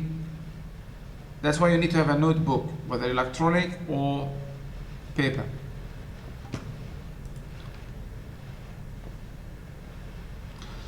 You need to encounter a word at least 7 to 10 times before you will remember it. Reading is one way to have repeated encounters with other words. So the more you read, the more you will come across these words again and again. A good study method will make it possible for you to have many more encounters. For example, as I said, have a notebook and look at the word from time to time. That's why also when I read a novel, when I read a book and come across a new word, I underline it or I highlight it. For example, I'll just look for a word that I have. Okay. Here in this novel, I came across the word penetralium. Penetralium. If it wasn't new to me, it must be new to you. The word penetralium. So I underlined it. Penetralium. I underlined it. And I looked it up and I wrote it in my notebook and I exposed myself to it over the days of the week that followed. And from time to time I riffle or browse through the novel to look or expose myself again to the words I came across. And sometimes I read the sentence in which the word was found. That's why I underline it, to remind me of its usage. Another word as an example,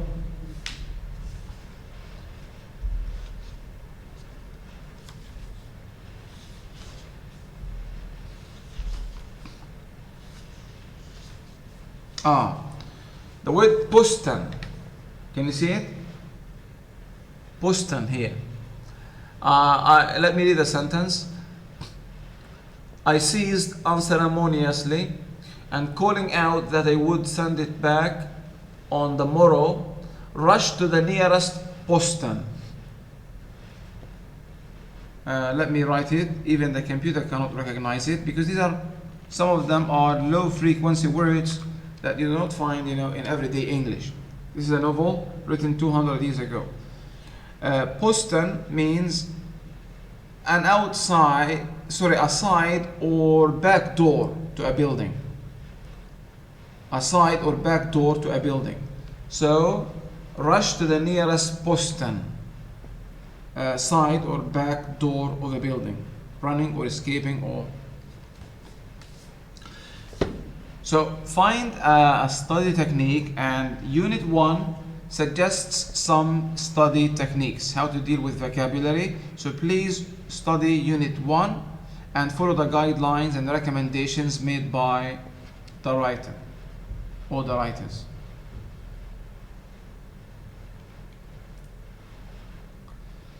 It's difficult to remember a word if you cannot say it to yourself. So when you come across a word, say it to yourself. After you look it up, after you check its pronunciation. So keep repeating. Penetralium, penetralium, postum, postum, postum, penetralium, penetralium. Hear the sounds. For this reason, it's important to learn the pronunciation of new words and to say them aloud when you review. The sound of words reinforces them in your memory. These points are, guys, according to research dealing with studying vocabulary. Point number 5, you are much more likely to remember a word if you work with it actively. The more ways you work with it, reading, listening, speaking, writing, the better you will remember it. So there are guidelines. Decide which works for you and follow. 5 words a day. 5 words a day. Pick them up from a reading source. Excuse me. You're supposed to be reading extensively. You're supposed to be having now a book or a novel based on Unit 1, based on Part 1. You're supposed to be reading extensively. You're supposed to have selected a book and you are reading it now extensively. From your daily reading, the amount of time you have dedicated for extensive reading every day, whether in the morning, afternoon, before going to bed, maybe you can pick up 5 words or highlight 5 words that you want to learn consciously. When reading extensively, we discourage you from stopping and looking up words. But maybe you can just pick up at the end of your reading, or you just highlight 5 words that you would like to look up further and learn at the end. And these can make up your 5 daily words. So take them from a source. Do not just go to a dictionary and select 5 words.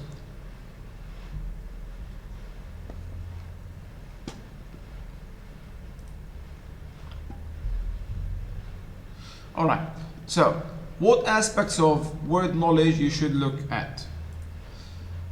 These are 8 things that you should look at and record as you decide when you want to learn a new word. Maybe one of these 5 words, or these 5 words that you want to learn daily.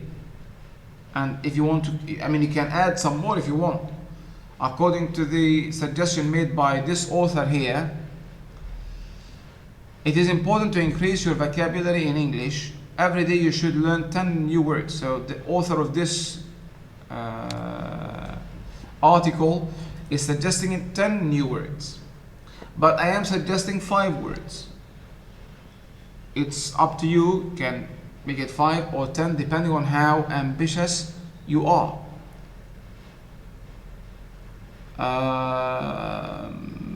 5 should be okay. But if you are more zealous, more enthusiastic, more hardworking, more diligent, more ambitious, then you can go for 10. So this author is suggesting 10 new words. Vocabulary means not only different words, but also different forms of these words. So these are the aspects we're going to talk about now. The adjective, noun, verb, and adverb forms. It is also a good idea to try to increase the words you know in particular topic areas so that you can discuss a range of topics. Organization of vocabulary is important too.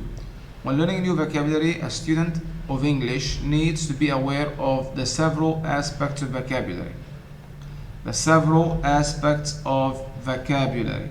So these several aspects are pronunciation and stress, part of speech, spelling, meaning, word form, grammar, register, and collocation.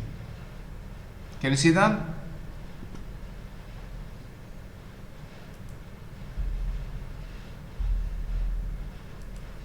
Yes. So remember these things you need to look at or to look for when deciding to learn a new word consciously. One of the 5. You will still, as I have said, you will still learn many words incidentally as a result of just engaging in discourse, interacting, whether interpersonally, like now, this kind of communication, or intrapersonally. For example, when you read a book. So as you interact, you will learn more, incidentally, effortlessly. Incidentally or effortlessly, without effort. But I am talking about the 5 words or 10 words that you're going to learn as a result of effort, as a result of conscious mental effort. Alright, where are we? So let's look at these 8 things, have an idea about them. Did you know these aspects about learning vocabulary? If you want to expand your vocabulary, you need to take them into account. Further, you need to find a way to increase the number of times you encounter a word and the different ways you work with it. So ready? Shall we go and explore these things? All right. Ready? Shall we explore them? Yes, doctor. Pronunciation, stress, word forms, register, collocation, meaning, the 8 things that you should take into account.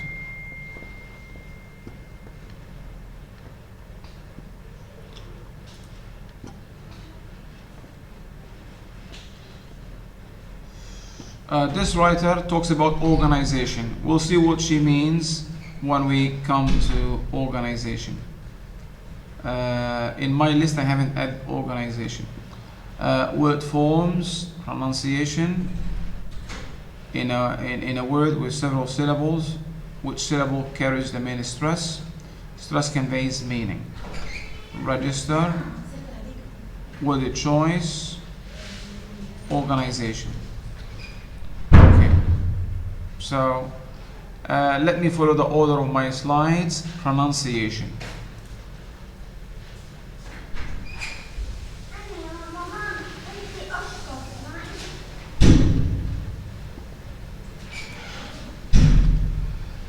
Pronunciation means how to make the sounds of a language. It also means which sounds to stress. Stress affects volume, how loud or soft, pitch, how high or low the sound should be, and the length or the duration. So these are the physical correlates of stress. So stress means 3 things: loudness, pitch, how high or low, and length. Well, we do not want to talk really, this is not the right, class to detail stress. But generally speaking,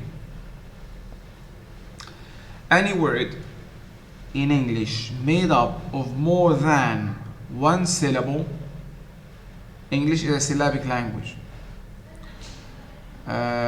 Polysyllabic. Chinese Mandarin is monosyllabic, meaning Chinese words are made up of only one syllable. Each word is made up only of one syllable. Look at the Chinese names, words, only one syllable. Kong, Sing, Hung, Long, one syllable. But English is polysyllabic. Poly, many. Polysyllabic language. Now, if a word is made up of more than one syllable, meaning two or more, one of these syllables must be stressed, receives a stress. And if a word is made up of many syllables, we can have, or we should have, more than one stress. A primary stress, the main one, and a secondary stress. Let's look at examples of some words. Look at this word now. Which word, how many syllables are in this word? First of all, can you tell me how many syllables?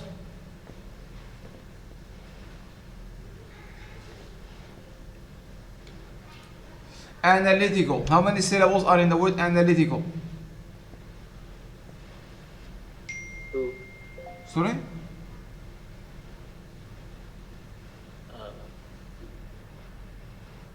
Why? Kirtana. Thank you. There are 5 syllables. I don't want again to go into details. This is not a pronunciation class. A syllable. When you feel that there's a kind of a break,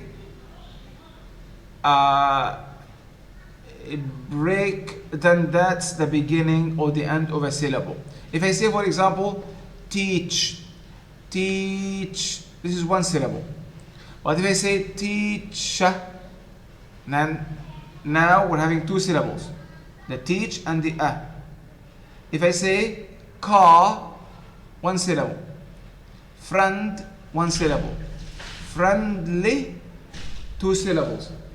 Friendliness, 3 syllables. Friendliness. Friendliness, 3 syllables.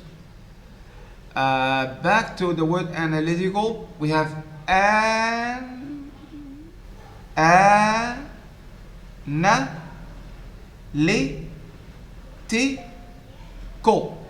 How many syllables? 5.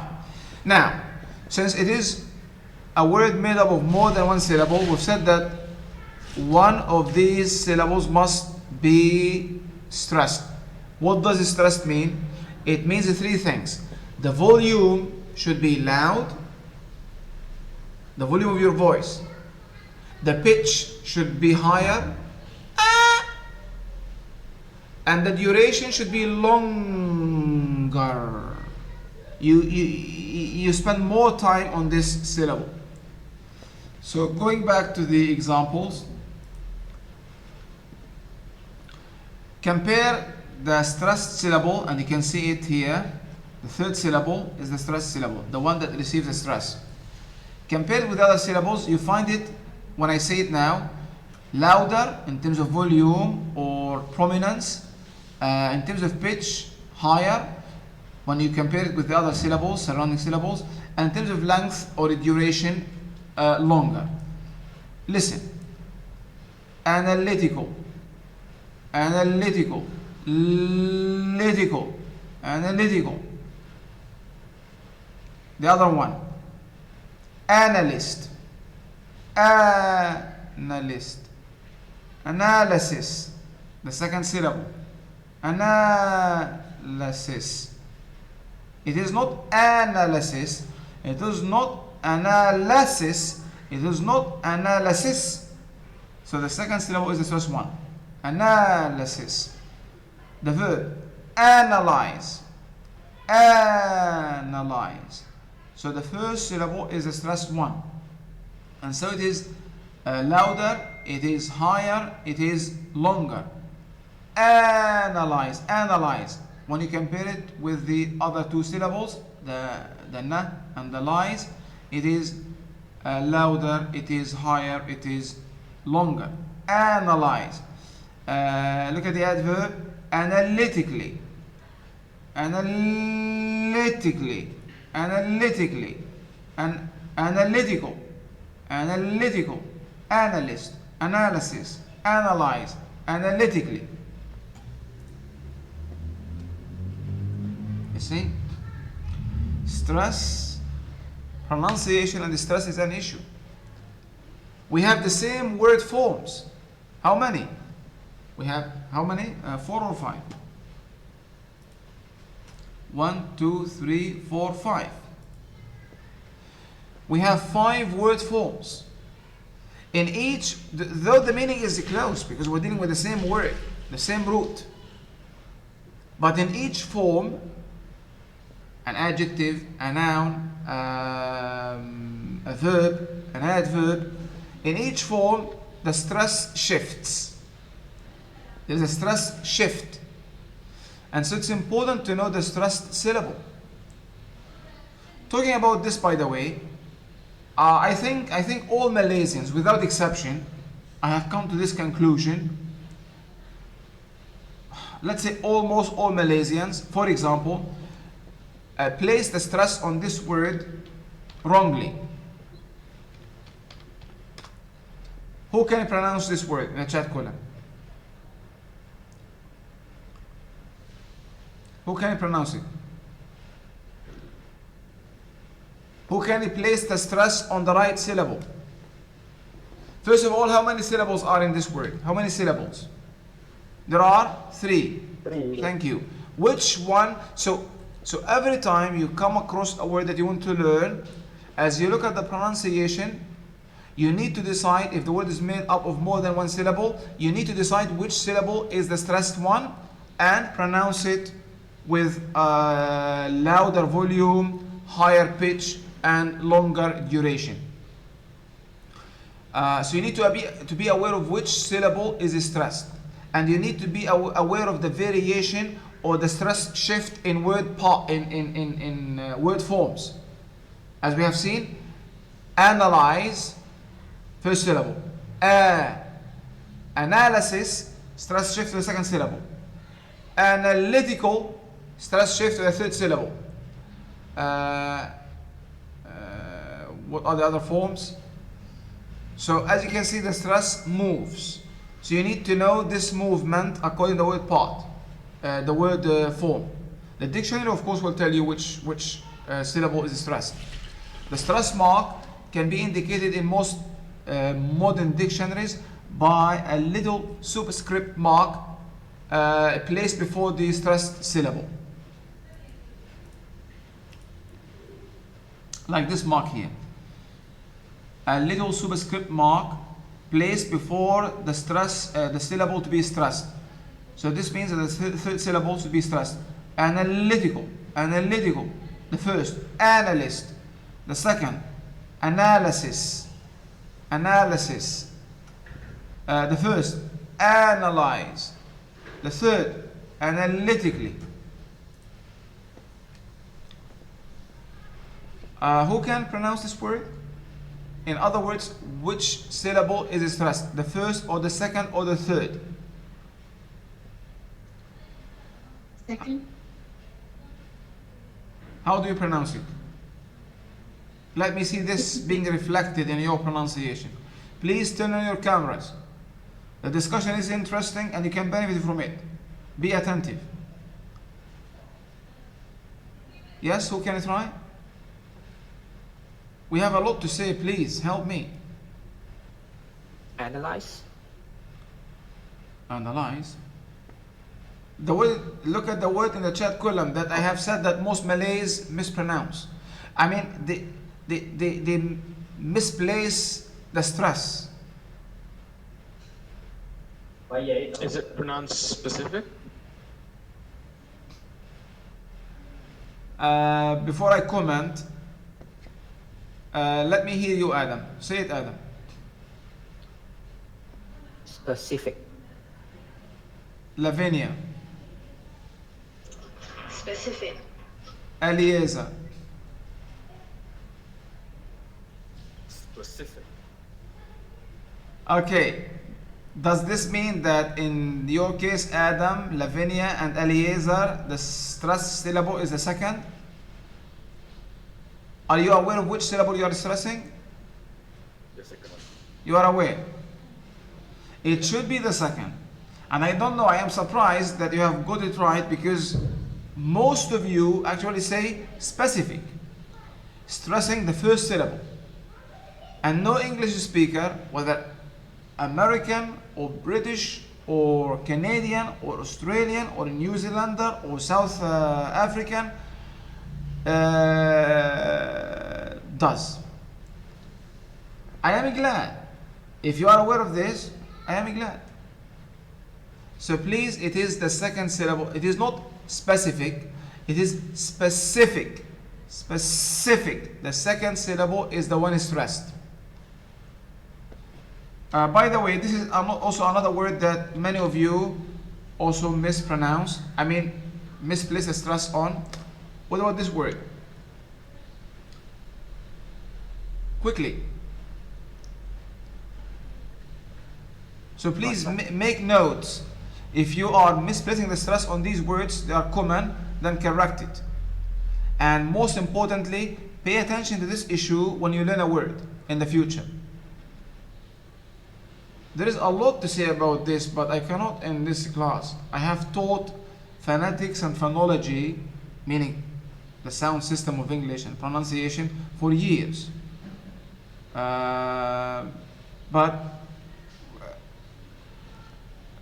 Okay, so who can pronounce this word?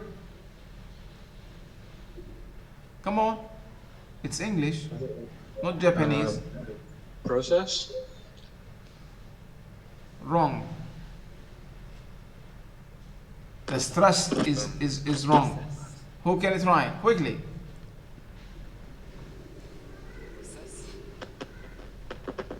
Process. Wrong. The process. Wrong. But that's the thing. I hear you. And let's see Luke. Luke, how do you pronounce it? Process. The same, Luke. You haven't made a difference. You haven't pronounced it the way they have pronounced it. Muhammad, I trust your English. Harith, try. Process. Again. Again. Process. Process. Process. Sounds okay. Which syllable are you stressing, Muhammad? Harith. The second one, I think. Process. There are two syllables. Which one should be stressed? Process. Process.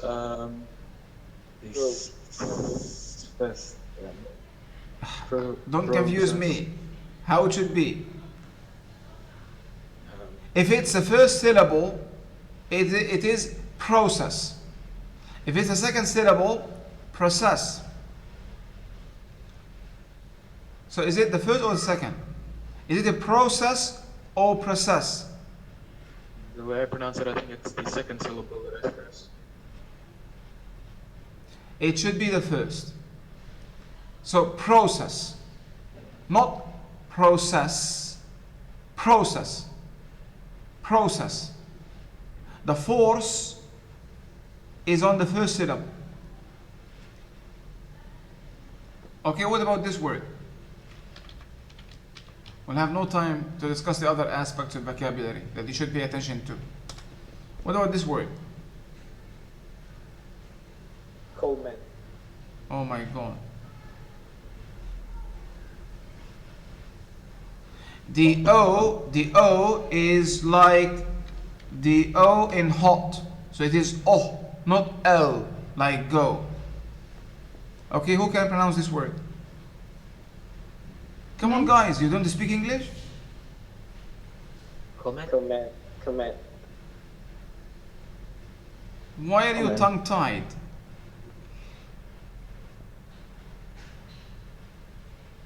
Luke.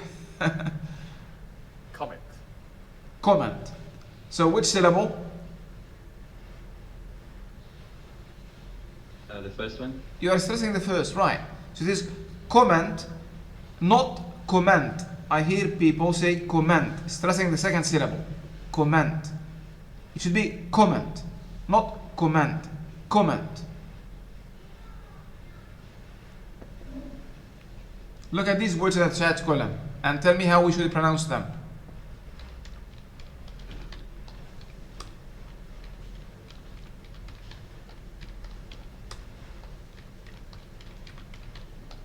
Photograph. Pronounce these words, guys. Who can pronounce the three words? Remember the stress shift. Photograph, photographic, and photographer. Okay, I'll be pleased. Who can try? Someone else?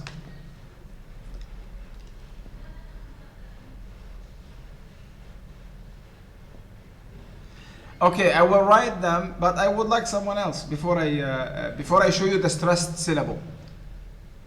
Who can try? It's photograph. Photograph, photographic, and photographer. Are you aware of which syllable is stressed in each word? Because in each word, the stressed syllable is different. Okay, in the first of the case, the first word is the first syllable. I'll use uppercase letters because I cannot use the superscript mark just to indicate the stress syllable.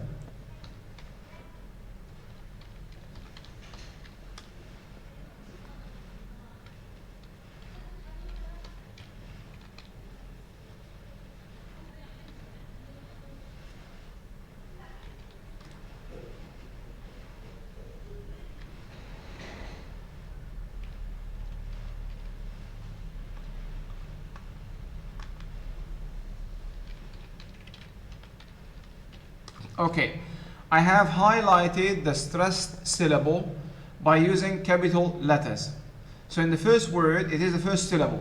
The second syllable. The third syllable. So the first one should be, listen now to me. Photograph, photographer, photographic. Photograph, photographer, photographic. Photograph, photographer, photographic. Graphic, photographer, photograph. It is an issue. Pay attention to it. It will make your English sound like an English person, and it will make your English more accurate, because as you can see, misplacing the stress can result, at least sometimes, in misunderstanding. Actually, there is really a lot to say, but I have no time. Maybe there are words. I mean, okay, what's the difference between how do you read this word and how do you read this word? The only difference is the stress. How do you read these two words? How do you distinguish them? You distinguish them based on where you place a stress.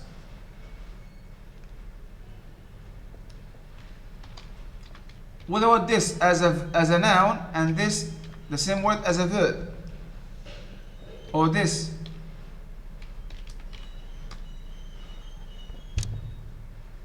As a noun, permit, first syllable. As a verb, permit. The next, as a noun, subject. As a verb, subject.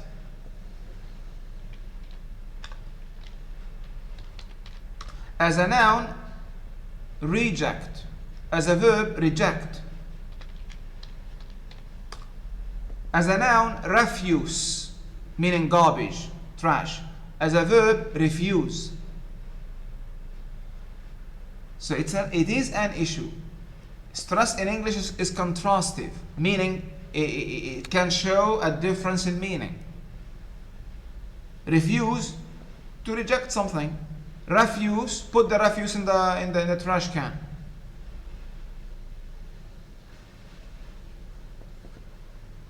The other example here, the first word is below. The second is bellow. Below, bellow. Smoke is bellowing in the sky. Bellowing. So the stress. This should be more than enough now. Let me move on. But I think it's clear to you now how serious the issue of stress is. Because you might be looking at the pronunciation but ignoring the stress. So I have drawn your attention briefly to the importance of stress. Hopefully I have managed to do that.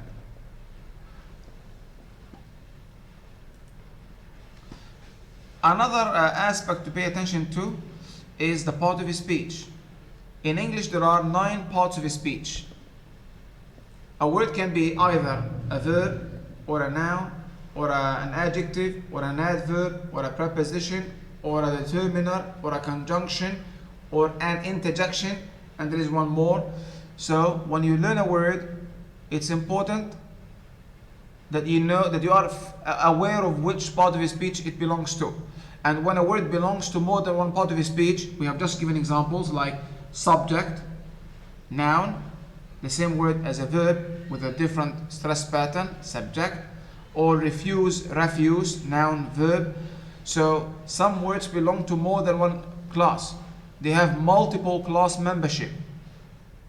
So be aware then of these word forms when you learn a word. Of course, as you come across it, you will come across it as one form. But as you look it up, you will see the other forms it can have. Okay?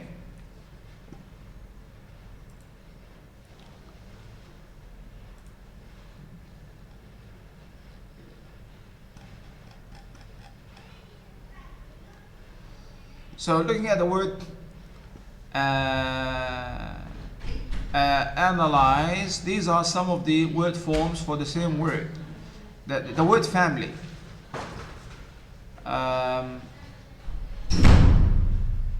In English, the form of a word can change, sometimes quite significantly, when that word is used as an adjective or noun, verb or adverb. So analytical, adjective. As a noun, analyst, meaning the person who. As a noun, thing. Analysis, verb, to analyze, adverb, analytically. Where a different word form has not been created, then stress can be used to distinguish keyword forms. And so stress here is contrastive, meaning meaningful. So as a noun, contrast. As a verb, contrast. Can you see the stress shift? Contrast, contrast. Contrast, contrast.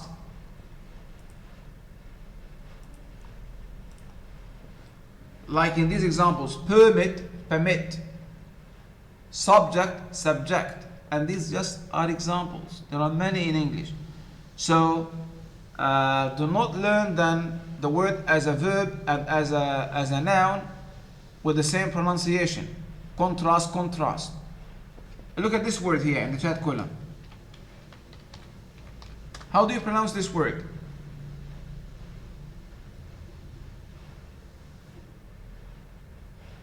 Depends if you're trying to say content or content. Depending on, thank you, on whether you're using it as a noun or as an adjective. And so it's important that you look also at the word form. So this word can be used as a noun, meaning as in the contents of a book, and so the stress is on the first syllable. When used as an adjective, meaning happy, satisfied, the stress moves to the second syllable, content. Content. So I am content with my life. There are many people who are discontented. Discontented. Contentment.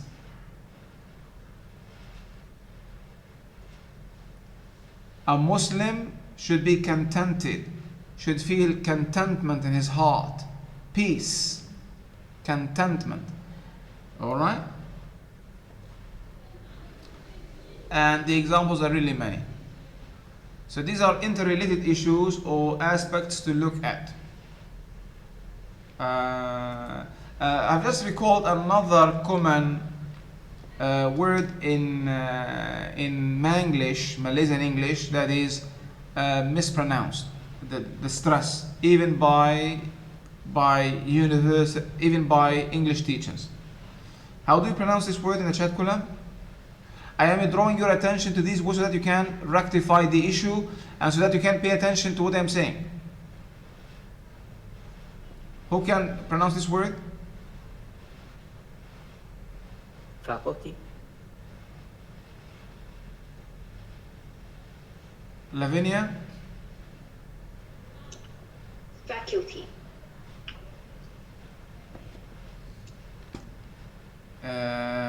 Abraham? Faculty. Is there a conspiracy, guys? Because you pronounce it correctly. Despite the fact that I hear most of you, including my colleagues, saying faculty. Faculty. It's faculty. So the first syllable is stressed. It's fa, not fakal, not kal. It's faculty. Yes, as you said. I hear many saying faculty, stressing the second syllable, which is Manglish, not English. Not gibberish, Manglish. In some words, we understand, even if you misplace a stress. But the problem when it comes to words that can cause misunderstanding if you misplace a stress, as we've said in below and bellow, permit, permit, refuse, refuse, content, content, for example.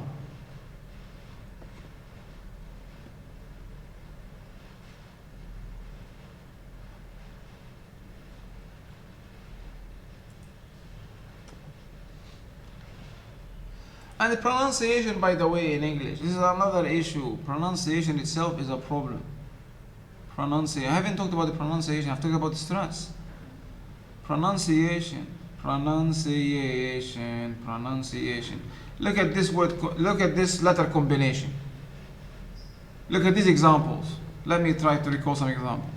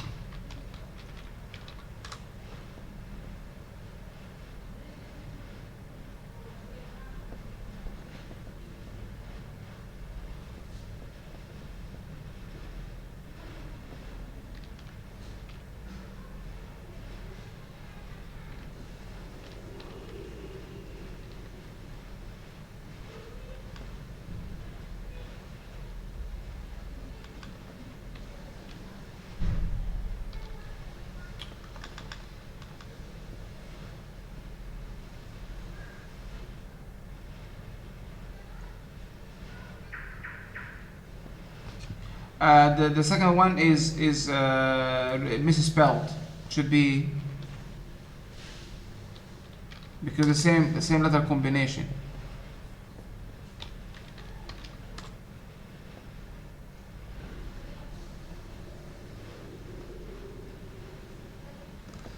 Anyhow, there are more examples, but I have no intention to go into the detailed picture of how problematic English pronunciation and spelling is. The relationship between orthography and phonology. Orthography and phonology. Orthography. So, though we have the same letter combination in these words, but each one is pronounced differently. As I said, I don't want to go into the detail because this is not. I don't have time. It's not that it is not the right time. It is, but I don't have time. Okay, next, spelling. It's important to look up also, to pay attention to spelling, and we have just hinted to how problematic English spelling is. So pay attention to spelling. Meaning, of course, you look up the meaning, the definition in the dictionary. Word forms we have just talked about. Grammar. What do you mean by grammar in the context of looking up a word? Grammar. When you look up a word, most contemporary dictionaries add information, grammatical information. Add grammatical information that is useful to your understanding and usage of the word. So, for example, the dictionary might tell you that this word is only used with ing, this verb, or that this adjective only used after a noun, not before a noun. For example, the adjective galore is only used after a noun, not before a noun, as in a beautiful woman. No, gifts galore. I received on my birthday gifts galore, not galore gifts, for example. So the dictionary will give you some grammatical information. So pay attention to grammar.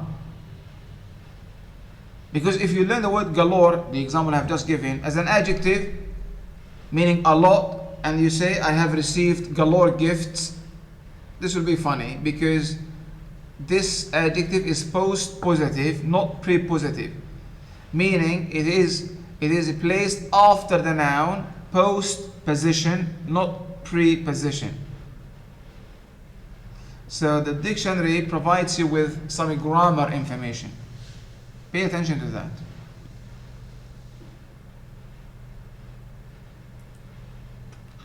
A register, or what we call special style. What is register? Register means how formal or appropriate is the chosen word. In all languages, some words are more formal than others. Some words are used on special occasions, in special contexts, and for special reasons, while other words are used more common. In English, a general rule is that a longer word is more formal than a shorter word.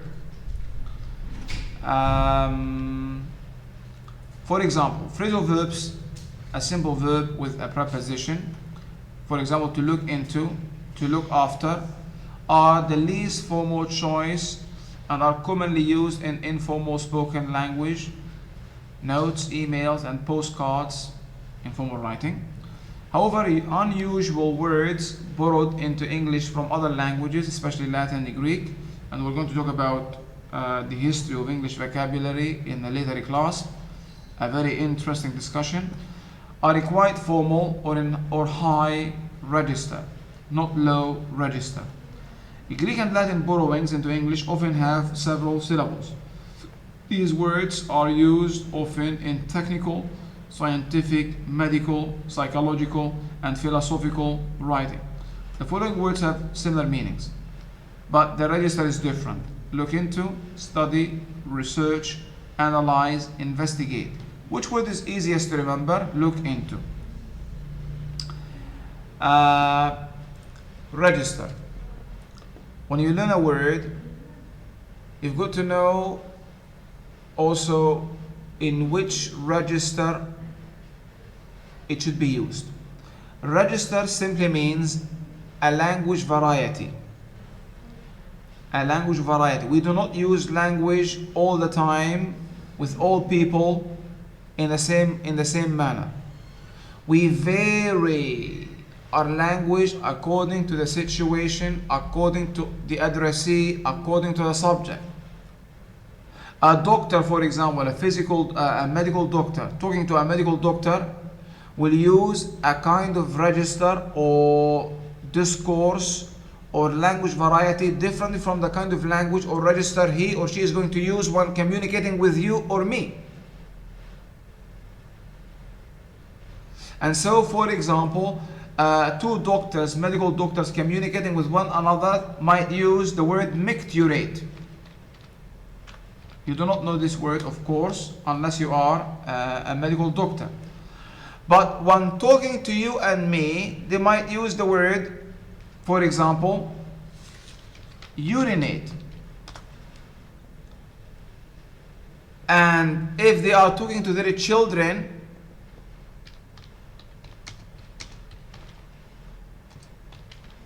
if they are talking to a child, they might use another variety, have a wee wee. So when I talk to my children,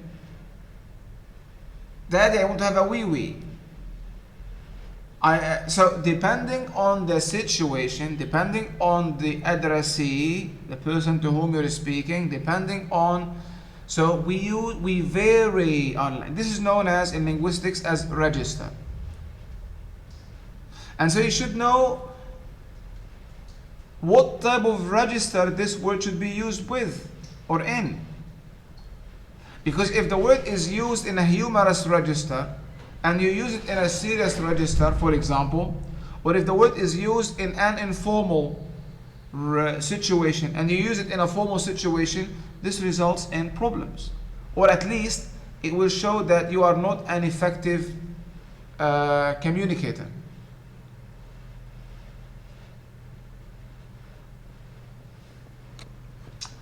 Okay, so register is also something to pay attention to.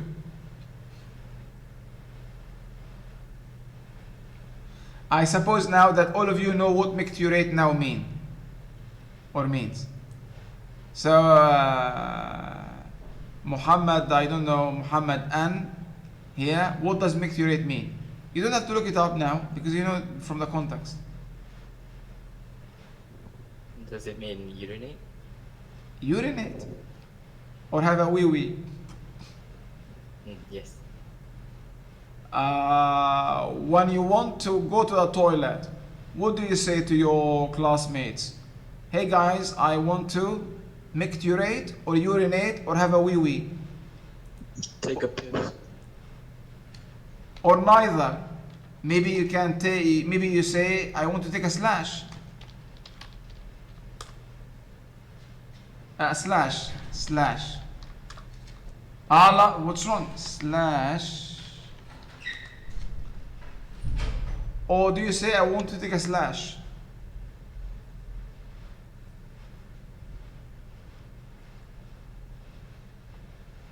Or pee. What do you say? Or piss. So, register then is an issue that you should, or an aspect, it is not an issue, it is an aspect of vocabulary knowledge, word knowledge that you should pay attention to as you learn a word. The last aspect, and this is not to say the least important, the last and in no way least important, is collocation or word partners.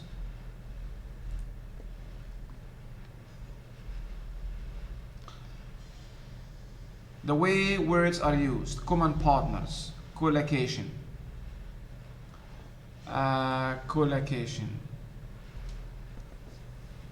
Collocation. You know, we do not use words in isolation. We group words together and use them as semantic or lexical units, as semantic units and lexical units, functional units. As groups. And so, when learning a word, learn it as part of a group. Do not learn the word in isolation. So always write it down as part of a group. One word before or one word after.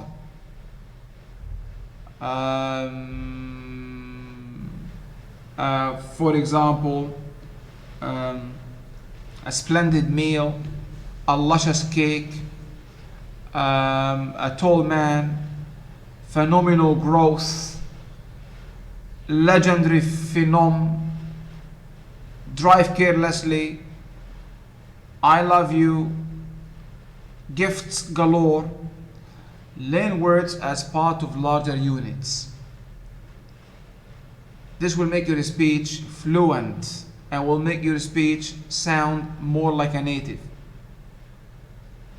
The more collocations you have ready at your disposal, the more you will sound accurate, the more you will be accurate, effective, fluent, appropriate, and sound like a native speaker. So collocation is important. Knowing which word to use with which word. I remember when I taught you reading, I gave you the example of tea. If you still recall, tea.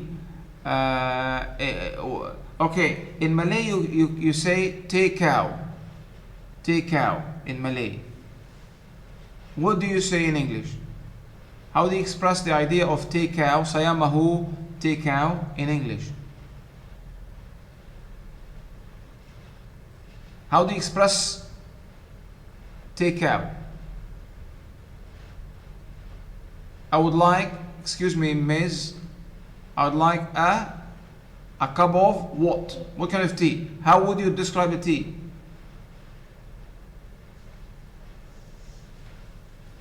Come on.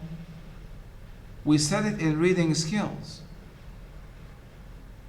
You do not look at my notes, at my classes back. Is this how you love me?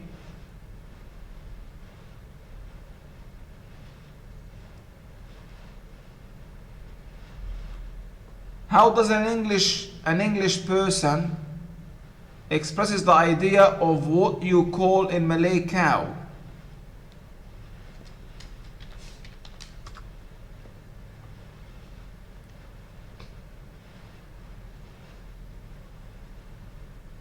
What does cow mean in Malay? What's wrong with you guys?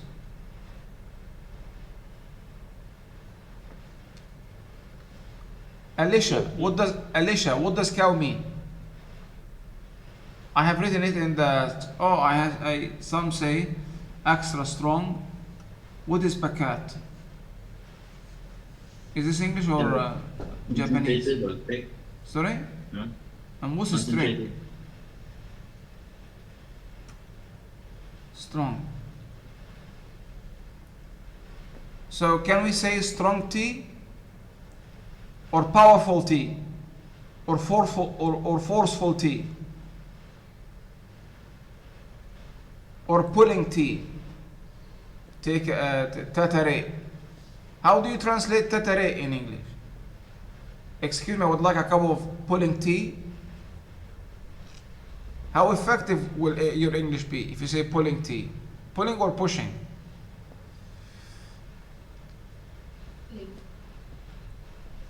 Okay, so this is collocation. One, improve your knowledge of collocation. As you read, as you listen, as you learn vocabulary, pay attention to which word comes with which. Make more, develop your grasp of ready-made units. These ready-made blocks, ready-made of language. So that when you speak more naturally, you speak more effectively, more fluently, more appropriately, and as I said, you sound like a native speaker. Do we say a tall man or a long man? Do we say a tall man or a long man? A tall man. Not a long man? Well, here's my dictionary. Can you see? What is it called? Tall man or long man? Long man? Is your professor, is Dr. Aladdin tall or long? Tall. Not long? Is he a tall man or a long man? A tall man. Not a long man?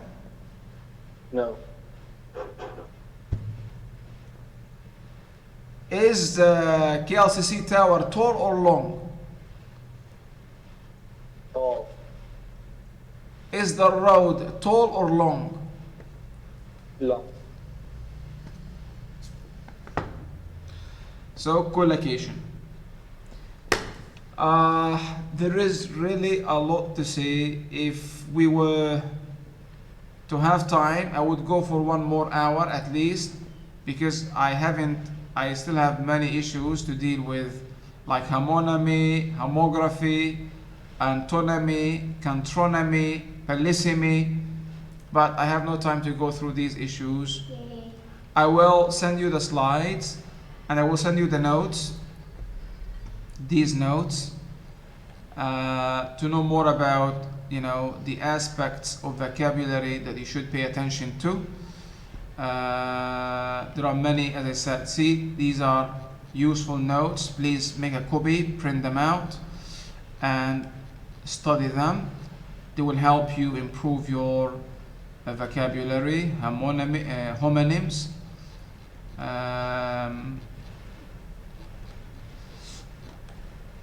Okay. So, if you have no questions, I will end the class. I hope you have enjoyed the class.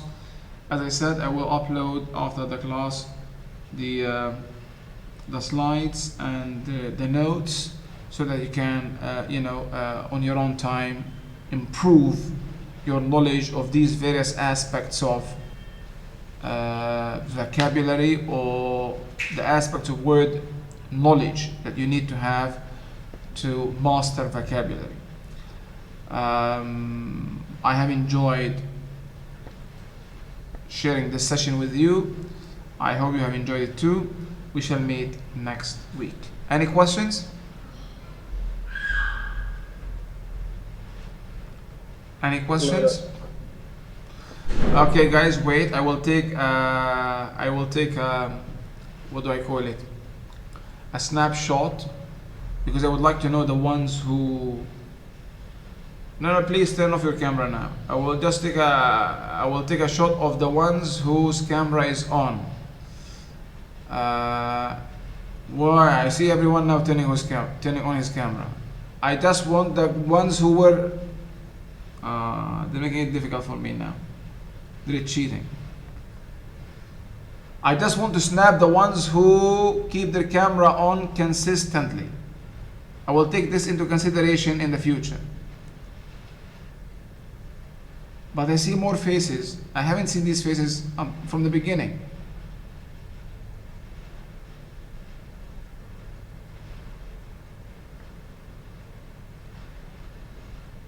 Okay, since I have more faces, I will ask you questions now. Let me pick up a face for a question. Let me pick up a face. Oh, they started disappearing.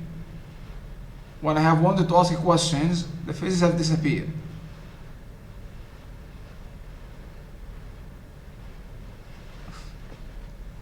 Is this a Tom and Jerry game?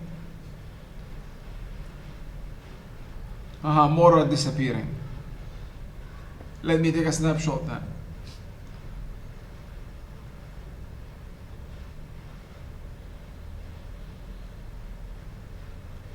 This is a snapshot to remind me of who is really attentive and attending the class. Okay. No more faces locked. Keep your camera off now. Doctor, I just wanted to let you know that I couldn't turn on my webcam even if I wanted to, because it stopped working last night. What's your name? My name's Vikram. I'm using my sister's account right now because I'm Okay, Vikram. Vikram, I know that you are different, so don't worry. I'm not worried about you. I know that you keep your camera on, so the fact that I haven't seen you means that there's a problem with your camera or with your cat at home. So I've taken a snapshot. Thanks again. See you next week. Thank you, Doctor. Thank you, Doctor. Thank you, Doctor. Bye, Doctor. Thank you, Thank you, Doctor. Doctor. Thank you, Doctor. Thank you, Doctor. Doctor, can I ask a question? Excuse Thank you, me. Doctor. I am tempted to ask some of the faces I have just seen some questions. Just tempted. Let me. Should I choose Muhammad something or Nur Shazana, or maybe Naeem? Oh, Naeem has disappeared. Muhammad, would you like to be asked? Oh, but hello, Muhammad here. He's petrified. More of a stone. Doctor, can I ask a question? Petrified. Yes, you can. What's the difference between descriptive and prescriptive? When it comes to argument, when it comes to issue, Yeah. Yes.